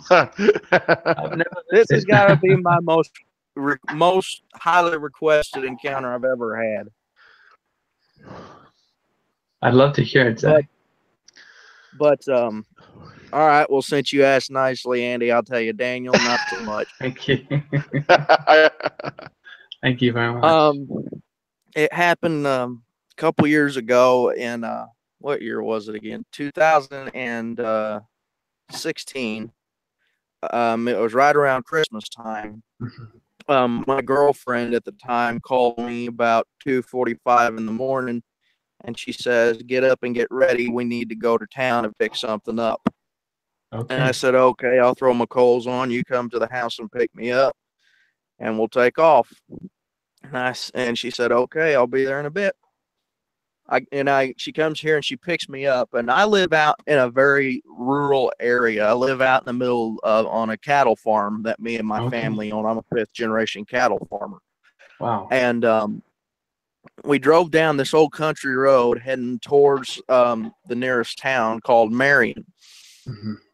And we're driving slow down the road. It was a clear night like it is tonight. It was a full moon. And it was, I want to say it was about maybe the 21st or the 22nd, 23rd of December. And we're just tooling along. She's driving slow because of ice being on the road and everything. And I'm watching out the passenger window to make sure if there's any deer out running. And we come past this one open field that sits right off the road. And I looked out in the field and I see the silhouette of what looks to be a man standing there. And I said, "Babe, stop the car." I said, "You seeing that guy out there?" And she said, "Yeah." And I said, "Well, you stay right here. I'm going to go check." Because at the time, I didn't know if it was some guy that was out here that was trespassing, or if someone was out here looking for something to steal, or if they were just drunk off a rocker. Definitely. And I got out of the car and I stood on the shoulder and I said, "Excuse me, sir, are you okay?" I didn't get an answer. And there was no overcast that night, and I saw a solid silhouette, and it looked like to be a man wearing a very dark overcoat. But it didn't have any sleeves, so basically it looked like he was wearing a cape. Wow. And I hopped across the ditch, and I got up on the lip of the field, on the lip of that ditch where it goes into the field, and I said, "Sir, are you okay? Do I need to call somebody?" And that's when it looked and it turned at me, and there was no glow to the eyes before at this point. I said, "Sir, are you okay? Do I need to call somebody, or are you all right?" And that's when the wings opened up. And it sounded like whenever you're trying to flatten a tarp out that's all bundled up and you're trying to spread it out and you flop it in the wind, you hear that flume sound. That's exactly what the wings sounded like. And about the time I seen what was going on, the eyes flashed at me, bright red. And it hit me with a very sharp pain in my eyes. The only thing I could compare it to was if you've ever been welding with an arc welder and someone flashes you with that arc without a mask on. That's exactly the pain that hit me in the eyes. And it blinded me temporarily for like 30 seconds to a minute. That's interesting. I mean, my eyes were just watering like crazy, like I might as well been crying. And I wiped my eyes and I got my sight back. And before I could open my eyes, I heard another boom. And I looked over where this thing was and it was gone. Wow. And I turned around and hollered back at the car and I said, "Babe, did you see that?" She goes, "Yes, I did." I said, "You see where he went?" And she said, "No, and I'm not sticking around to see what it was." So I got back across the ditch. I got back in the car and we drove to town. We didn't say a word to each other all the way into town. When we got to the store and all the way back to my house, we didn't say a word. That's amazing. And I sat there the whole time trying to figure out what in the world was it. Did you see, here's a question for you. Did you see a distinct head on the figure when you were looking at it before the wings unfurled? And it was just a statue-like figure. Did it look like a man with the shoulders and a head? Or did you not see that much detail? It looked like just a head sitting on shoulders, no neck. Like a roundish head? Because whenever it turned and looked at me, it turned its whole torso. It didn't turn its head. Oh, that's significant. That shows it's a very short neck. So for a long time now, that's an amazing sighting, by the way, especially because of what happens to your eyes when the eyes flash. So some sort of bioluminescence in the eyes that would explain this glow people talk about. But another thing was you had this, it affected your sight. So it emitted something at you with this flash of the eyes that affected your vision, which could be some kind of hunting technique, right? Blind to prey, and then you prey on it, or you blind the predator and you escape. I think that's really interesting. Now, there's a similar sighting to yours from Scotland, actually from Glasgow, about the way that this creature looked. And this was somebody that they were driving home, sorry, 4:30 a.m. in the morning, also very early. They'd missed their turn into their street, and they pulled over to perform a U-turn, and the gates of the Site Hill Cemetery, on the north boundary, they saw something move extremely quickly through the headlights, and it went across the nose of their car, running in the street. They thought it was maybe 40 feet in front of them, and it went down the street in front of them at a very fast speed, and this person in the car followed it very, very closely to try to keep up, and said that it was jet black. It might have had something that were either wings or something that looked like a cape, a black cape that it was wearing. They got the impression of maybe feathers, they weren't sure, but something like bat's wings. And as they followed it down the street, it stopped, at the end, near a wall at the end of the street, and the car driver also stopped and had it towards the edge of the headlights. Then it jumped 20 feet vertically in the air and over the wall behind it. It's amazing. But some of the similarities, some of the description is the same. There's a man-like figure. It's got a cowl on, or a cape, or some kind of wings, of some description that are too dark to see the detail of. I think that's an amazing sighting you got, and then it really reminded me of this one when you said it. Yeah, I've done so much research whenever it comes to flying cryptids, especially from Spring Hill Jack to the Demon Lever to the Van Meter Monster, Owlman to Mothman, to flying humanoids.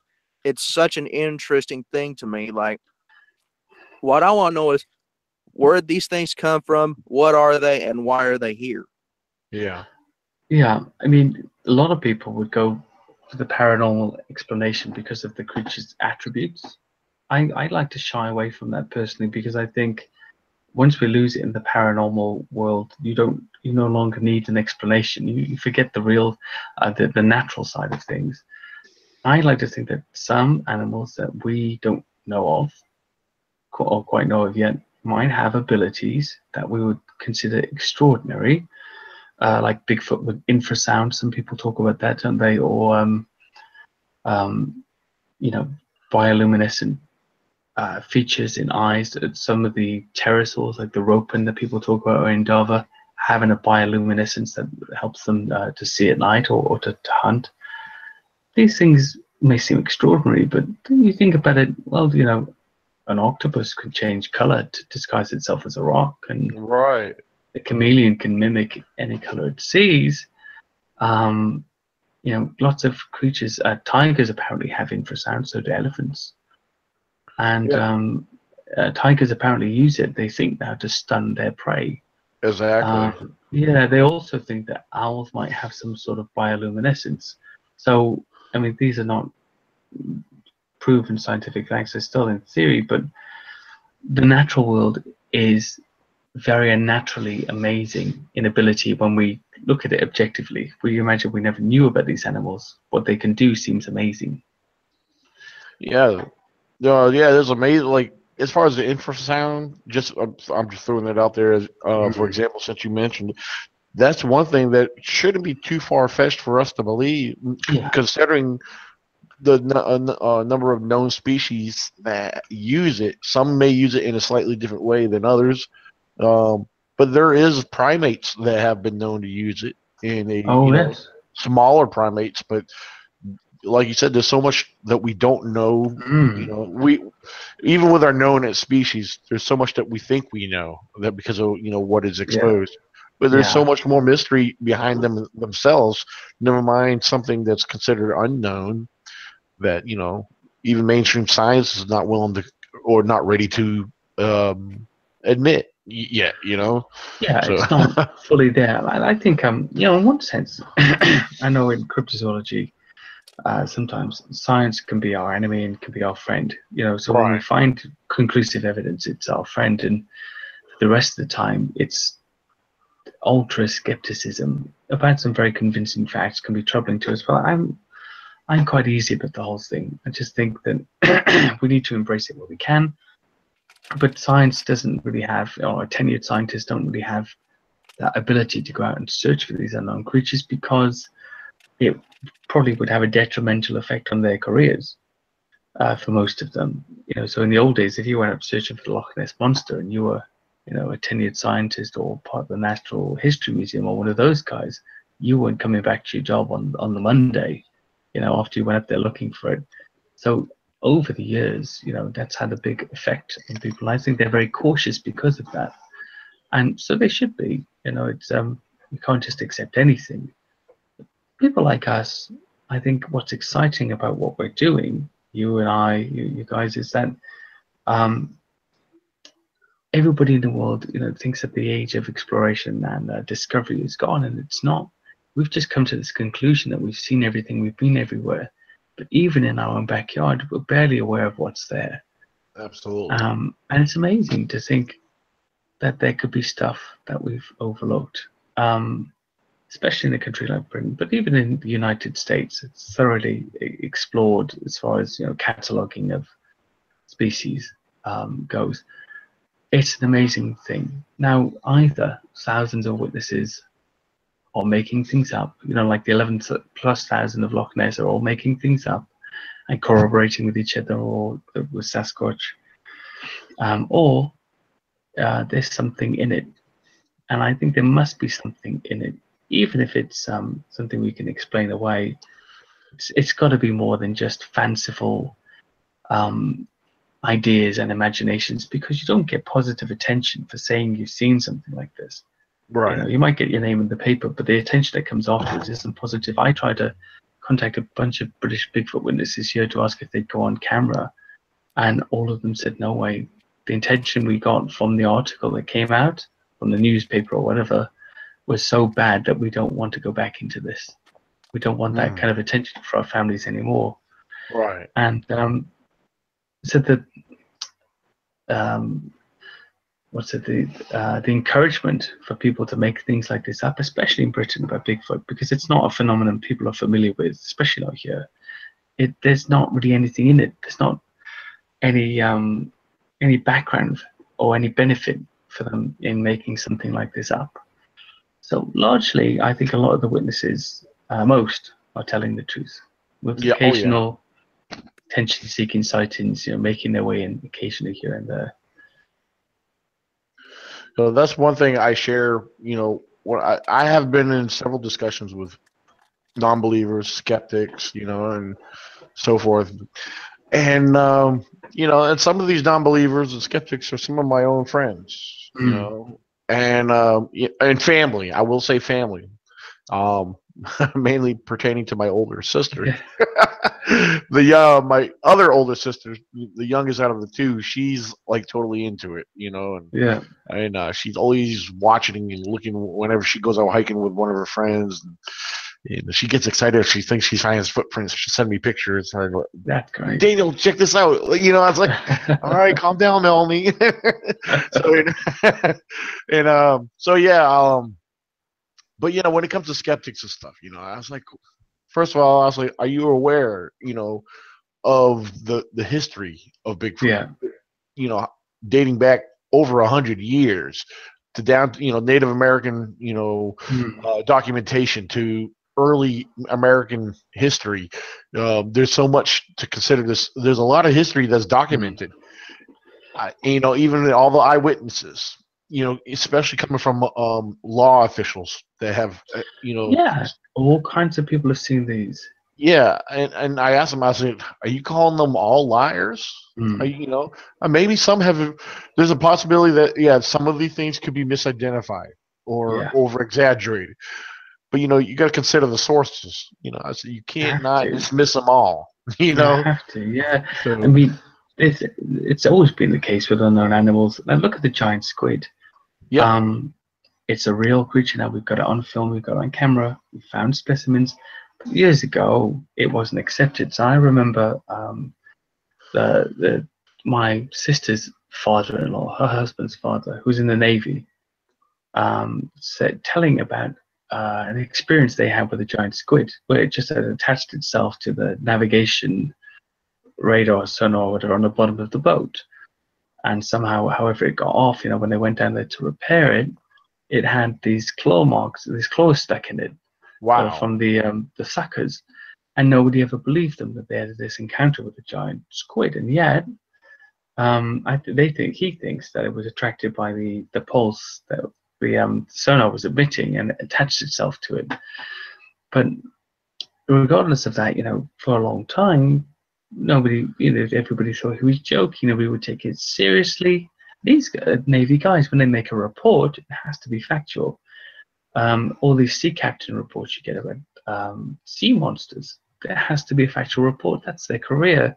They don't take reporting a sea monster as a lightly thing. Right. They have to report what they've encountered. And I bet the ones that did make the report were nervous about how it would be received. And it's the same with these government officials and lords and ladies. We even had for Loch Ness, Sir Peter Scott, who was, I think he's dead now. He was a member of Parliament, and he saw the Loch Ness monster. He was a big supporter of it. And for a guy like that to go on record, a lord, to say, I've seen it and it's real and I believe in it, that's a big thing. And that's, I think, the power of you count and see what you've seen. So when you have a revelatory experience, so to speak, you can't go back, regardless of what kind of attention you get for it. Yep, exactly. Mm-hmm. But it's when there's, I understand when it comes to, and I'm sure, I think we all could agree, and that either we've all experienced our own ridicule or mockery about what we do, but it's easy I think it's easy for us to cope and understand with others who haven't dealt with it themselves. But at the same time, there's people out there that have seen things that have not shared, but they want to tell it. Sometimes whatever they experience might be haunting them. But they want answers, like a lot of us do that's been involved with this for so long. And that's why I personally, I know I believe Zach does too. and several others, as well. We put ourselves out there publicly about what we Mm. do. I know I do. I got cards, business cards with my information about who I am Yeah. and what I do, contact information.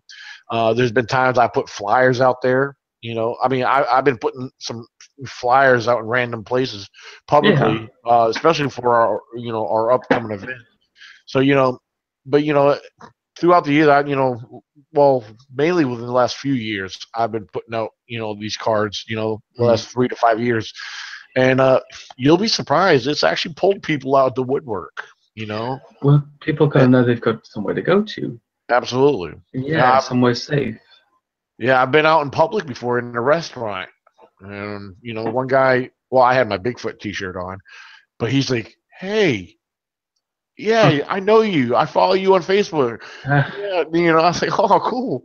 He said, "Yeah, because I've run into people out in my research area because it's a very wooded, remote area, but during the hunting season, there's hunting. You're allowed to hunt out there, and I've ran into people. I've had a guy pull up to my vehicle. Yeah, it was him and his daughter. They were hunting, and he said, "Oh," he said, "Yeah." He says, "Have you found them yet?" I laughed. I said, "No." And, this is during this early part of the winter. I just get asked that question every day by my baseball team, my coach. Yeah, because just a few months ago, this was about 3, 4 months ago, and the guy asked me, he asked me that, and I said, no, but he pointed over at his daughter. He says, yeah. He said, "I recognize your license plate because the guy told me, he said, I got one of your cards." He said, "My daughter, she's really into that stuff. She believes all that stuff." I said, "Oh, cool." So, I got out of my vehicle and, introduce them.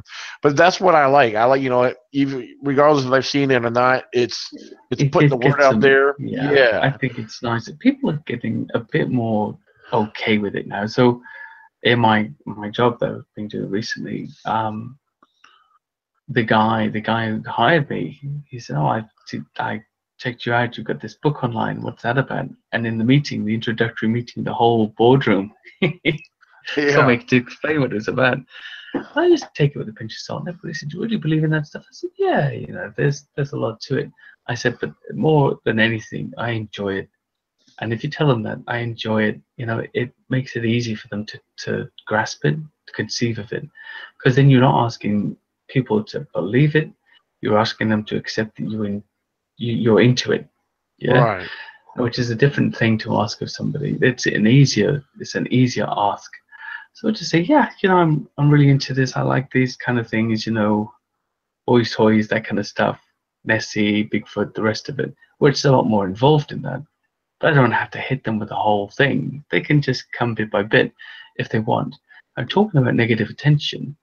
Actually, the most negative attention I get is from people in the cryptozoology community. It's not, because there's rivalry, but there's different opinions on different things. And unfortunately, since our first interview together, I've met a lot of these folks along the way. Yeah, absolutely. And and it's been difficult. Normally what I do, if I get a lot of negative attention from somebody, if it's not productive, I just say, okay, let's finish the conversation and then just don't communicate anymore or block if it's necessary. Right. And it's amazing, because it's amazing how many people in cryptozoology will really, I'm not criticizing the whole community, I'm very grateful to it, but there's some elements that it's very confusing that they will give you heavy criticism for believing the reality of these creatures, like Bigfoot, and especially in Britain, or lake monsters, or whatever. And I'm currently dealing with one situation right now, which I won't go into. And it's just amazing kind of what lens people will go to. And I think, well, we're involved in the same study here. It just seems that there are one or two minor factions that are just dedicated to actually discrediting anything anybody says. Yep. And I don't know where the influence comes from, other than they get to say that you're being over imaginative or you're making it up, and that's just acceptable. They don't have to prove that in any way. And that's the only slightly negative side. But apart from that, everybody like yourselves and and other people have been brilliant. And it's a I advise everybody who's interested in it to just get involved in a group, or like your group, ECBRO, or whatever else is out there, and just find out about stuff. If nothing else, it's really good fun and it's interesting. Absolutely, and that's what it should be fun. And Yeah. anything cryptozoology, because people got to understand there's no degree that we could obtain to get this. It's I'm sad to say it's actually for most of us it started off as a hobby and a curiosity that turned into a hobby that turned into something a little bit more. But it became for some of us it became a passion to want to know the truth, and so therefore we set ourselves out there to do research and study and observe. And so, but I know Zach will tell you firsthand, the Bigfoot community as a whole and anyone else, there's a lot of people sit back and try to have very little to do with social media because of the people that's got such swell heads, that want to be they're the self-proclaimed experts. They'll tell they're the same people that say there's no such thing as experts, but yet they're the ones that are right. They claim they're the ones that have answers. You have to pass it by them. I mean, and again, there's such a nice community. I'm not trying to denigrate people en masse at all. Just just a few instances. But the funny thing is, I think one of these people recently said self-styled cryptozoologist and DM, and I thought, what other style is there? There's no degree. Of course I'm self-styled. I've got there's no other way to do it. Right. But it's a funny thing, and I think he thought it was a criticism. I thought, oh, it's not. That's how it is, actually. And we have to be, like you say, you have to debunk certain things that are obvious. I like to put the question out first, especially in the group. I've got my Beasts of Britain page, Facebook mainly, Twitter. Put the question out. So there was a recent wave formation in Loch Ness that somebody said, the tourist who filmed it said that he'd seen Nessie, and this was the action of it going through the waves. So I put it out, and a lot of people said that's just a boat wave. I said that's fair enough. It looks like a boat wave, but the witness is saying that he saw Nessie and it had a hippopotamus-like skin. You don't see that in a boat wave. So we're left in the position of believing the witness, or thinking the witness saw a boat wave, sold the footage to a newspaper and said he saw Nessie. It's possible, but that's what it's all about, isn't it? Judging whether that's a valid sighting or not. Based upon the description and the footage, and we just have to put it out there. I think it's important to encourage each other. So what I'm trying to do with my page is always post other people's research, right? Good people like yourself and other people that are producing things. That's promote everybody else, because in doing that you also promote yourself, because you fill up your page with good research as well as your own. Absolutely. And just make little communities where we're supporting each other and saying, I'm going to advertise your event. I'm going to tell everybody you're doing something. I'm going to support you, because this is you're already a fringe science or community, so to speak. Let's not make it even more fractured. Let's try to find some unity somewhere. Right. Absolutely. You couldn't have said that any better. That's I agree. 100%. Yeah, cheers. Tell you what, we're getting ready to come to a close. But before we do, Andy, I want you to, if there's any information, especially if you want to promote, I always give everybody the opportunity to plug something, to share something that they want to put out there to remind everybody. Like as far as, we got your book, A Beast of Britain, which was found on Amazon. Yeah. Now, is there anything else you wanted to throw out there you want anybody to know? Yeah, just really briefly, for anybody listening in the UK, the British Cryptids Conference is happening on the 27th of May. If you want tickets, you can find a link on my page, facebook.com, Beasts of, that's my Facebook page. I'm also going to be in the US in September, so I'll be doing the International Cryptozoology Conference, Lauren Coleman, on the 1st and 2nd of September, and CryptidCon in Kentucky on the 8th and 9th. So if you're around, if you're coming to the to the talks or to those weekends, I'll be around. Want to come and just say hi and have a chat? I'd love to. Meet a couple of people. And that's what I like the most. Just standing around and talking. So come and say hi to me if you're there. Absolutely. And I know me and you recently discussed, future events. And normally I wouldn't do this, but just I know what. Oh, Zach just said said something. do it. Oh, okay. Well, I'll go ahead and do this. Well, everybody knows that we got the 2018 ECBRO's first annual Virginia Bigfoot Conference coming up here June 30th and July 1st. It's a 2-day event followed by a week long of camping in a Bigfoot hotspot right here in Virginia. And of course, for 2018, all the speakers are all confirmed and booked and ready to go. We're all excited. We're ready for this, and it's our first annual. It's a big thing. We got our several vendors, set up. Well, we still got more room for more vendors, and right now this event has turned into a huge success. As it is, with people promoting it, sharing it. Ticket sales are looking awesome. I've been still selling tickets the last few days here. We still have a few more months to go, and well, let's just jump to 2019.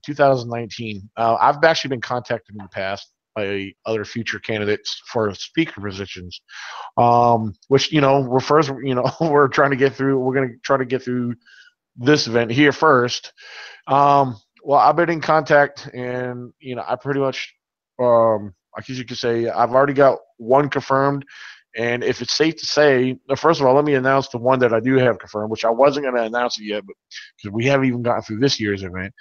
But for Zach Sterick right here, we have Zach Sterick, which is going to be this year's MC, our event MC, which I've been in discussion with Zach. Zach is actually going to be one of our speakers for 2019. So, and then secondly, I recently been, if you don't mind me throwing this out there, Andy. No, at all. Me and Andy been in discussion, and that he's willing to take a spot for 2019 right here in Virginia at our second annual event. So that's going to be exciting to have a resident in the UK here in with us. So, and I'll try not to bring the rain, Daniel. It's all good. It's all good. We'll be indoors regardless. Yeah, you can keep that crap. So yeah, it's a lot to look forward to. I mean, we're excited for this year. They have YouTube already confirmed. It's awesome. So sounds awesome. Yeah. Really, I'm just so glad that you're doing these events as well, because people need those things to go to. I just don't have that ability to put something together like that, but I'd love to be a part of it, definitely. Well, I tell you what, it's fun to think about it, but since I've started this, it's more of a headache than I realized. But it's very stressful.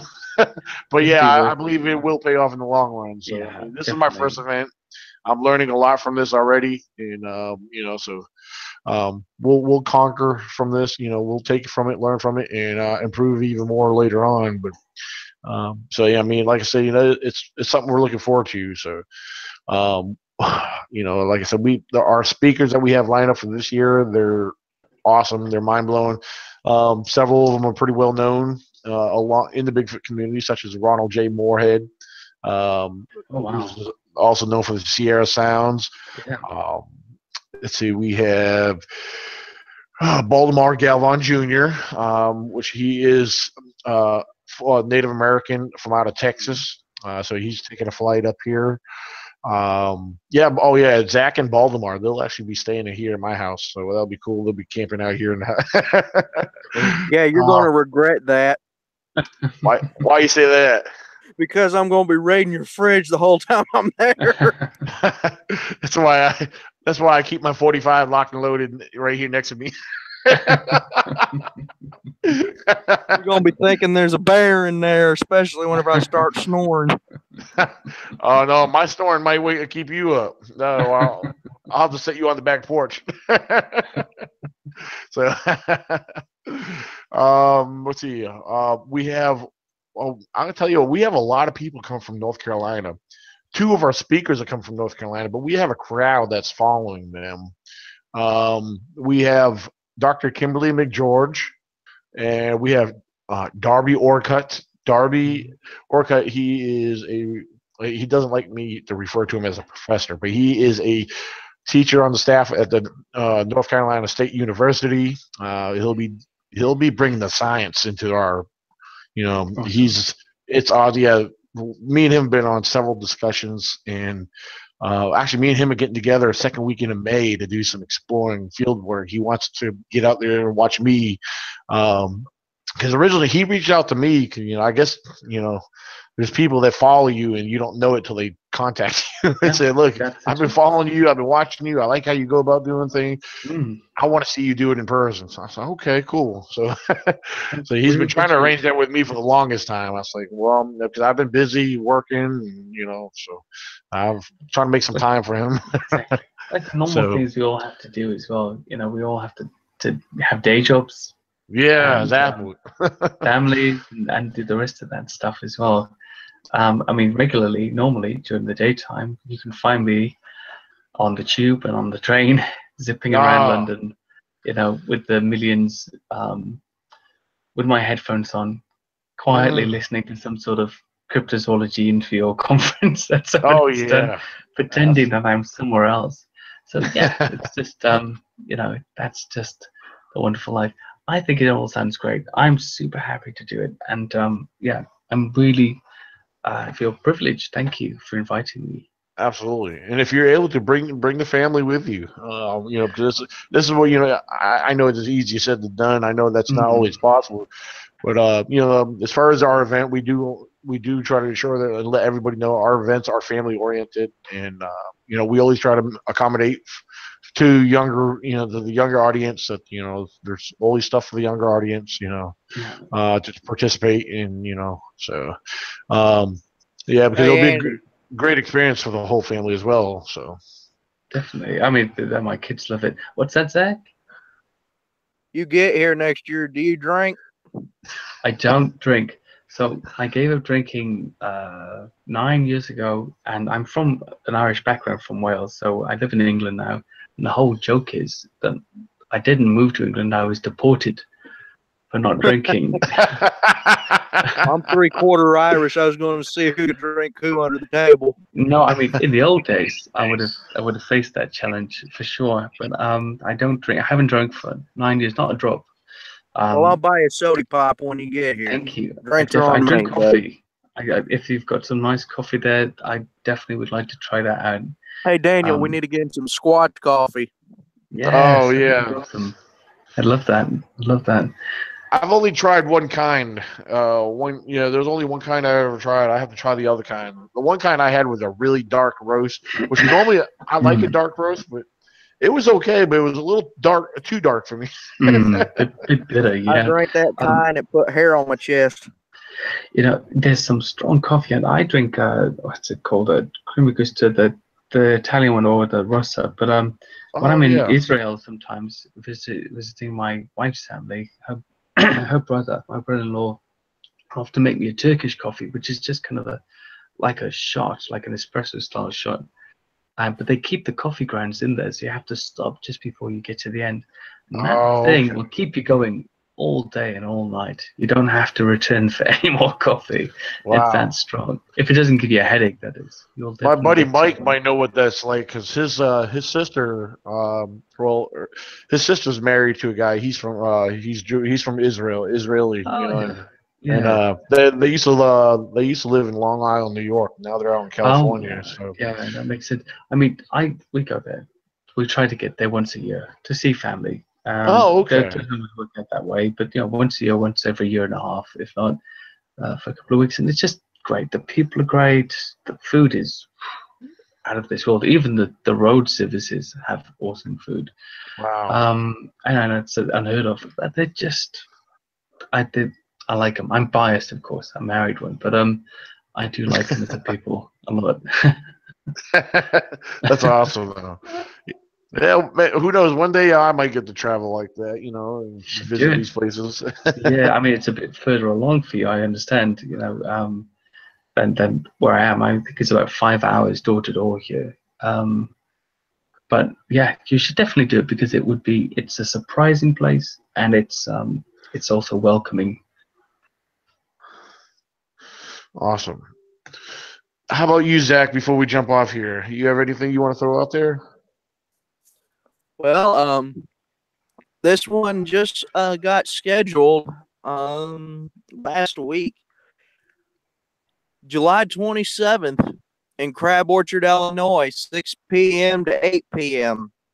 The first annual Crab Orchard Bigfoot seminar will be taking place, and yours truly will be the keynote speaker for the seminar. Cool. Nice. And it's free to the public. Everyone's welcome to come on out. It's the Crab Orchard Public Library. If you check it out on the Cryptid CSI page, my personal page on Facebook, and then on the Southern Illinois Monster Hunters page, you got 3 places to get updates for the seminar. Everybody's welcome to come out. I will be having a Q&A, meet and greet, and the seminar, and I'll have the seminar in between both of those. I am starting to sell some merchandise. I just got my first batch of car decals made, and then I'll be selling those for about maybe $5 a pop. If you want to get a car decal, get a hold of me, and we'll work something out. Be sure to check out the new book that come out that I'm featured in, that was co-authored by John Stamey and Matt Delph, called Lizard Man, Bigfoot, and Friends. My Mothman encounter is featured in that book, so be sure to check that out. Be sure to check out the Southern Illinois Monster Hunters. We're picking up, and business is picking up as usual. Business is picking up here in my research area. We're hot on the trail, and the trail is but like I said, business is picking up. I expect us to have a pretty good year this year. Very awesome. Very awesome. And one more thing, I want to remind everybody, make sure you mark your calendars, because next month, April 21st, down in Harlan, Kentucky, at 110 River Street at the Extension Depot, is the first annual Harlan, Kentucky CryptoCon, which is hosted and organized by Mr. Jimmy Blanton. This is a well put together event. Jimmy Blanton is actually joined by Miss Jennifer McDaniels, which she's been a major big part of this, helping organizing this. And like I said, this is a one-day event, which I think they already decided to turn next year into a two-day event, since it's already turned out so big already. They will be expecting a very nice turnout. And not just this event is taking place, but I will be down there. I am actually one of the featured speakers at this event. So that's something that I'm excited about and looking forward to. Me and my daughter will be traveling down there next month. So it's not too far away, about a 5.5 hour drive. So yeah, April 21st in Harlan, Kentucky is the Harlan, Kentucky CryptoCon. This is the first annual. A lot of people, I do want to clarify, because there is a couple different conferences that do take place in Kentucky. I know one is the one that Andy, you'll be attending, is it Crypto or CryptidCon? CryptidCon. Yeah, that's right, CryptidCon. Actually, it's the 9th of September. Okay, yeah, because that one there is, I think, in Frankfort, Kentucky. Frankfort, that's right. Yes, yeah. That's it. Okay, yeah, because I know I'm familiar with a couple who do that, because that's a very big event that takes place every year.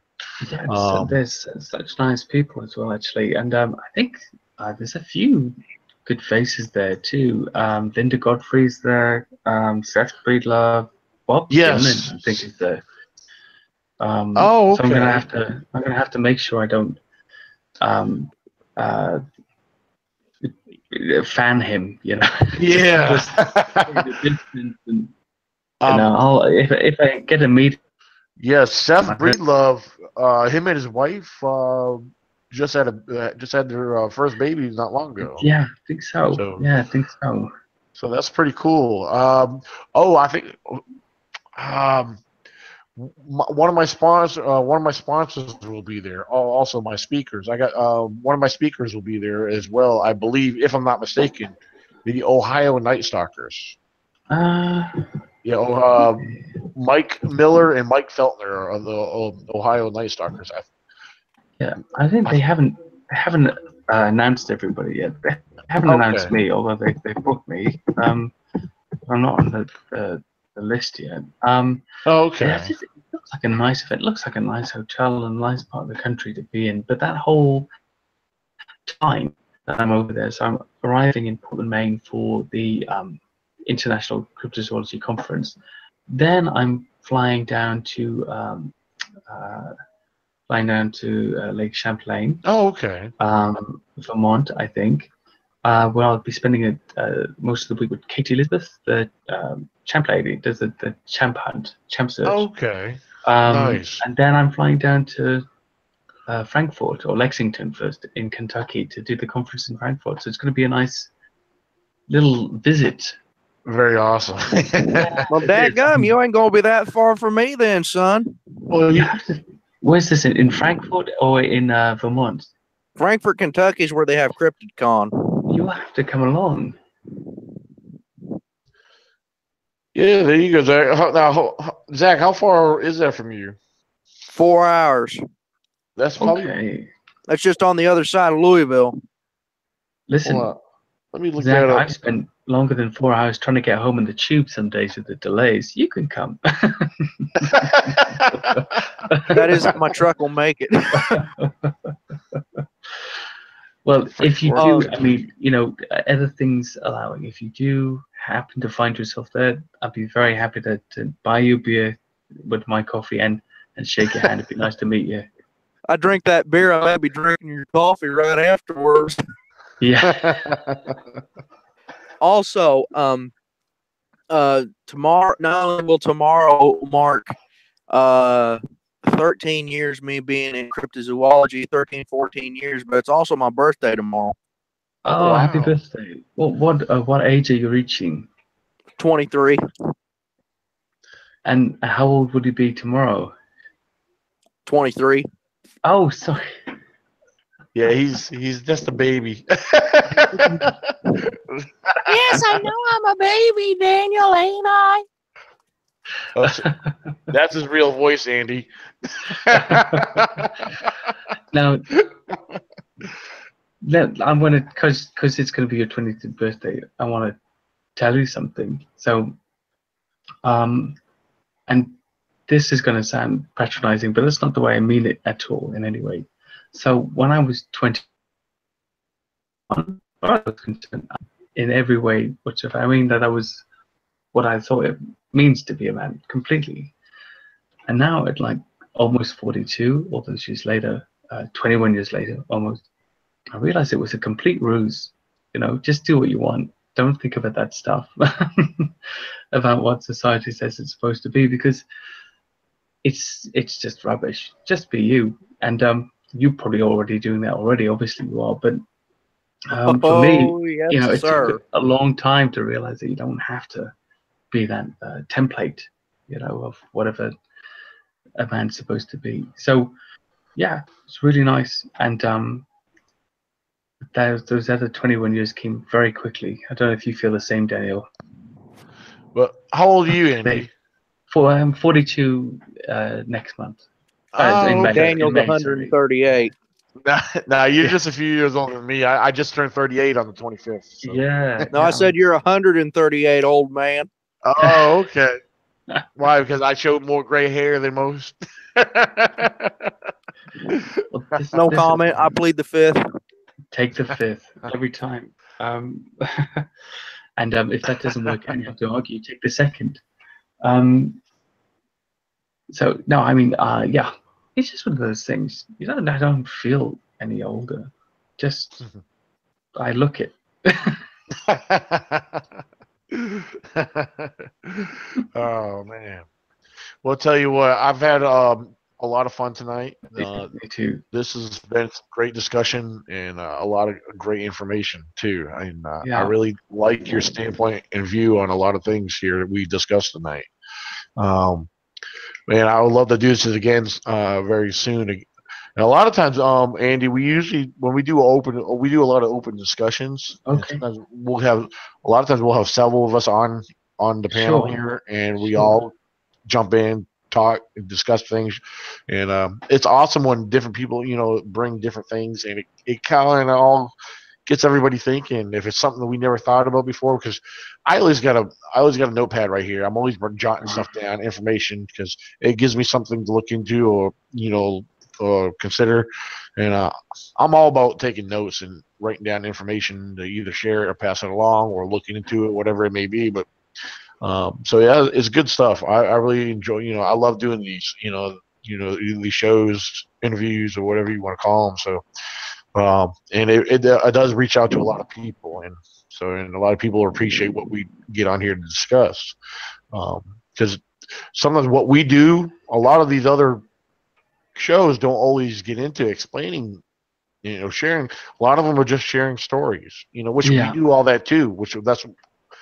People get a mixture. They get a combination of storytelling and then research. A combination of it all in one little lump sum. I like the stories, but I'm really interested in the psychological side of it as well. How we present. Why we think we're seeing what we think we're seeing, or why people think that. And then, great. This kind of forum is great to discuss that. Absolutely. So, well. Yeah, gentlemen. I'm 5:15 a.m. at the moment. Oh yeah, yep. You're 5 hours ahead of us. Yes, it's good. It's every bit's been worth it. Listen, guys, Thank you so much for putting me on. And in a couple of months, if you're happy to have me back, I'd love to do it again. Oh, absolutely, most definitely. Before long, I do want to organize another, like I said, an open discussion podcast.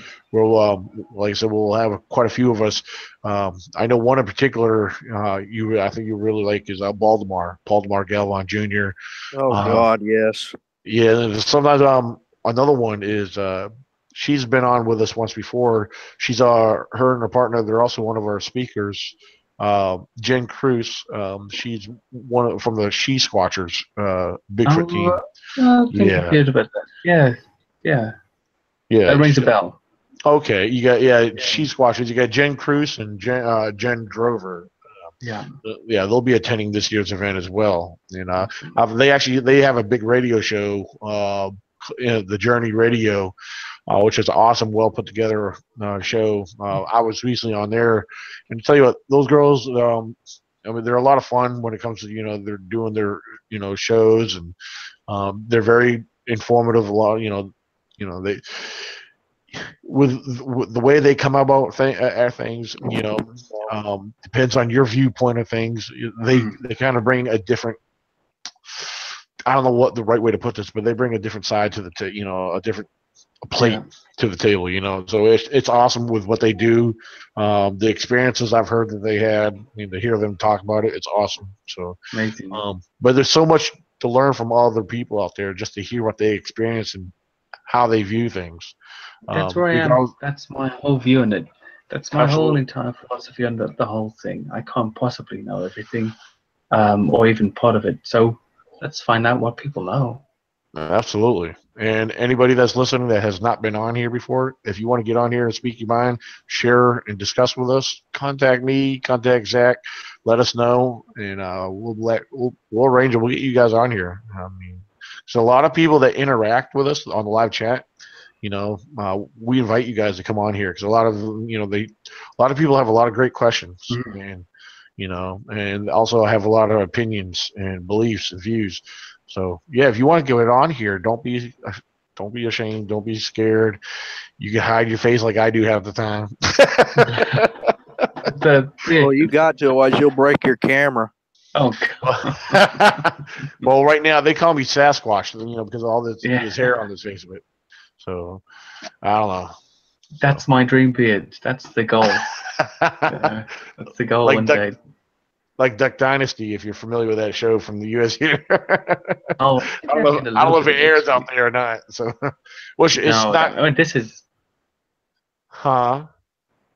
I was going to say, this is my maximum. That's as far as it goes. It doesn't go any further than that. Just that's the whole thing. That's my mocha stain. You could always get a fake beard. I could beard up, but I'm just leaving it. I don't have to shave that often. That's the plus. Ah, there you go. That is a good thing, man. That's the plus. My body hates hair. Listen, you guys, I'm going to say goodbye to you, but thank you so much, and good luck with the conference if we don't speak before, but pull me in on that discussion because I'd love to do it. Anytime, just let me know, even if yeah. I'll come on. All right. Sounds good, most definitely. And thank you again for coming on tonight. This is awesome. Okay. Happy Easter, everybody. Absolutely. Same to you. Thank you.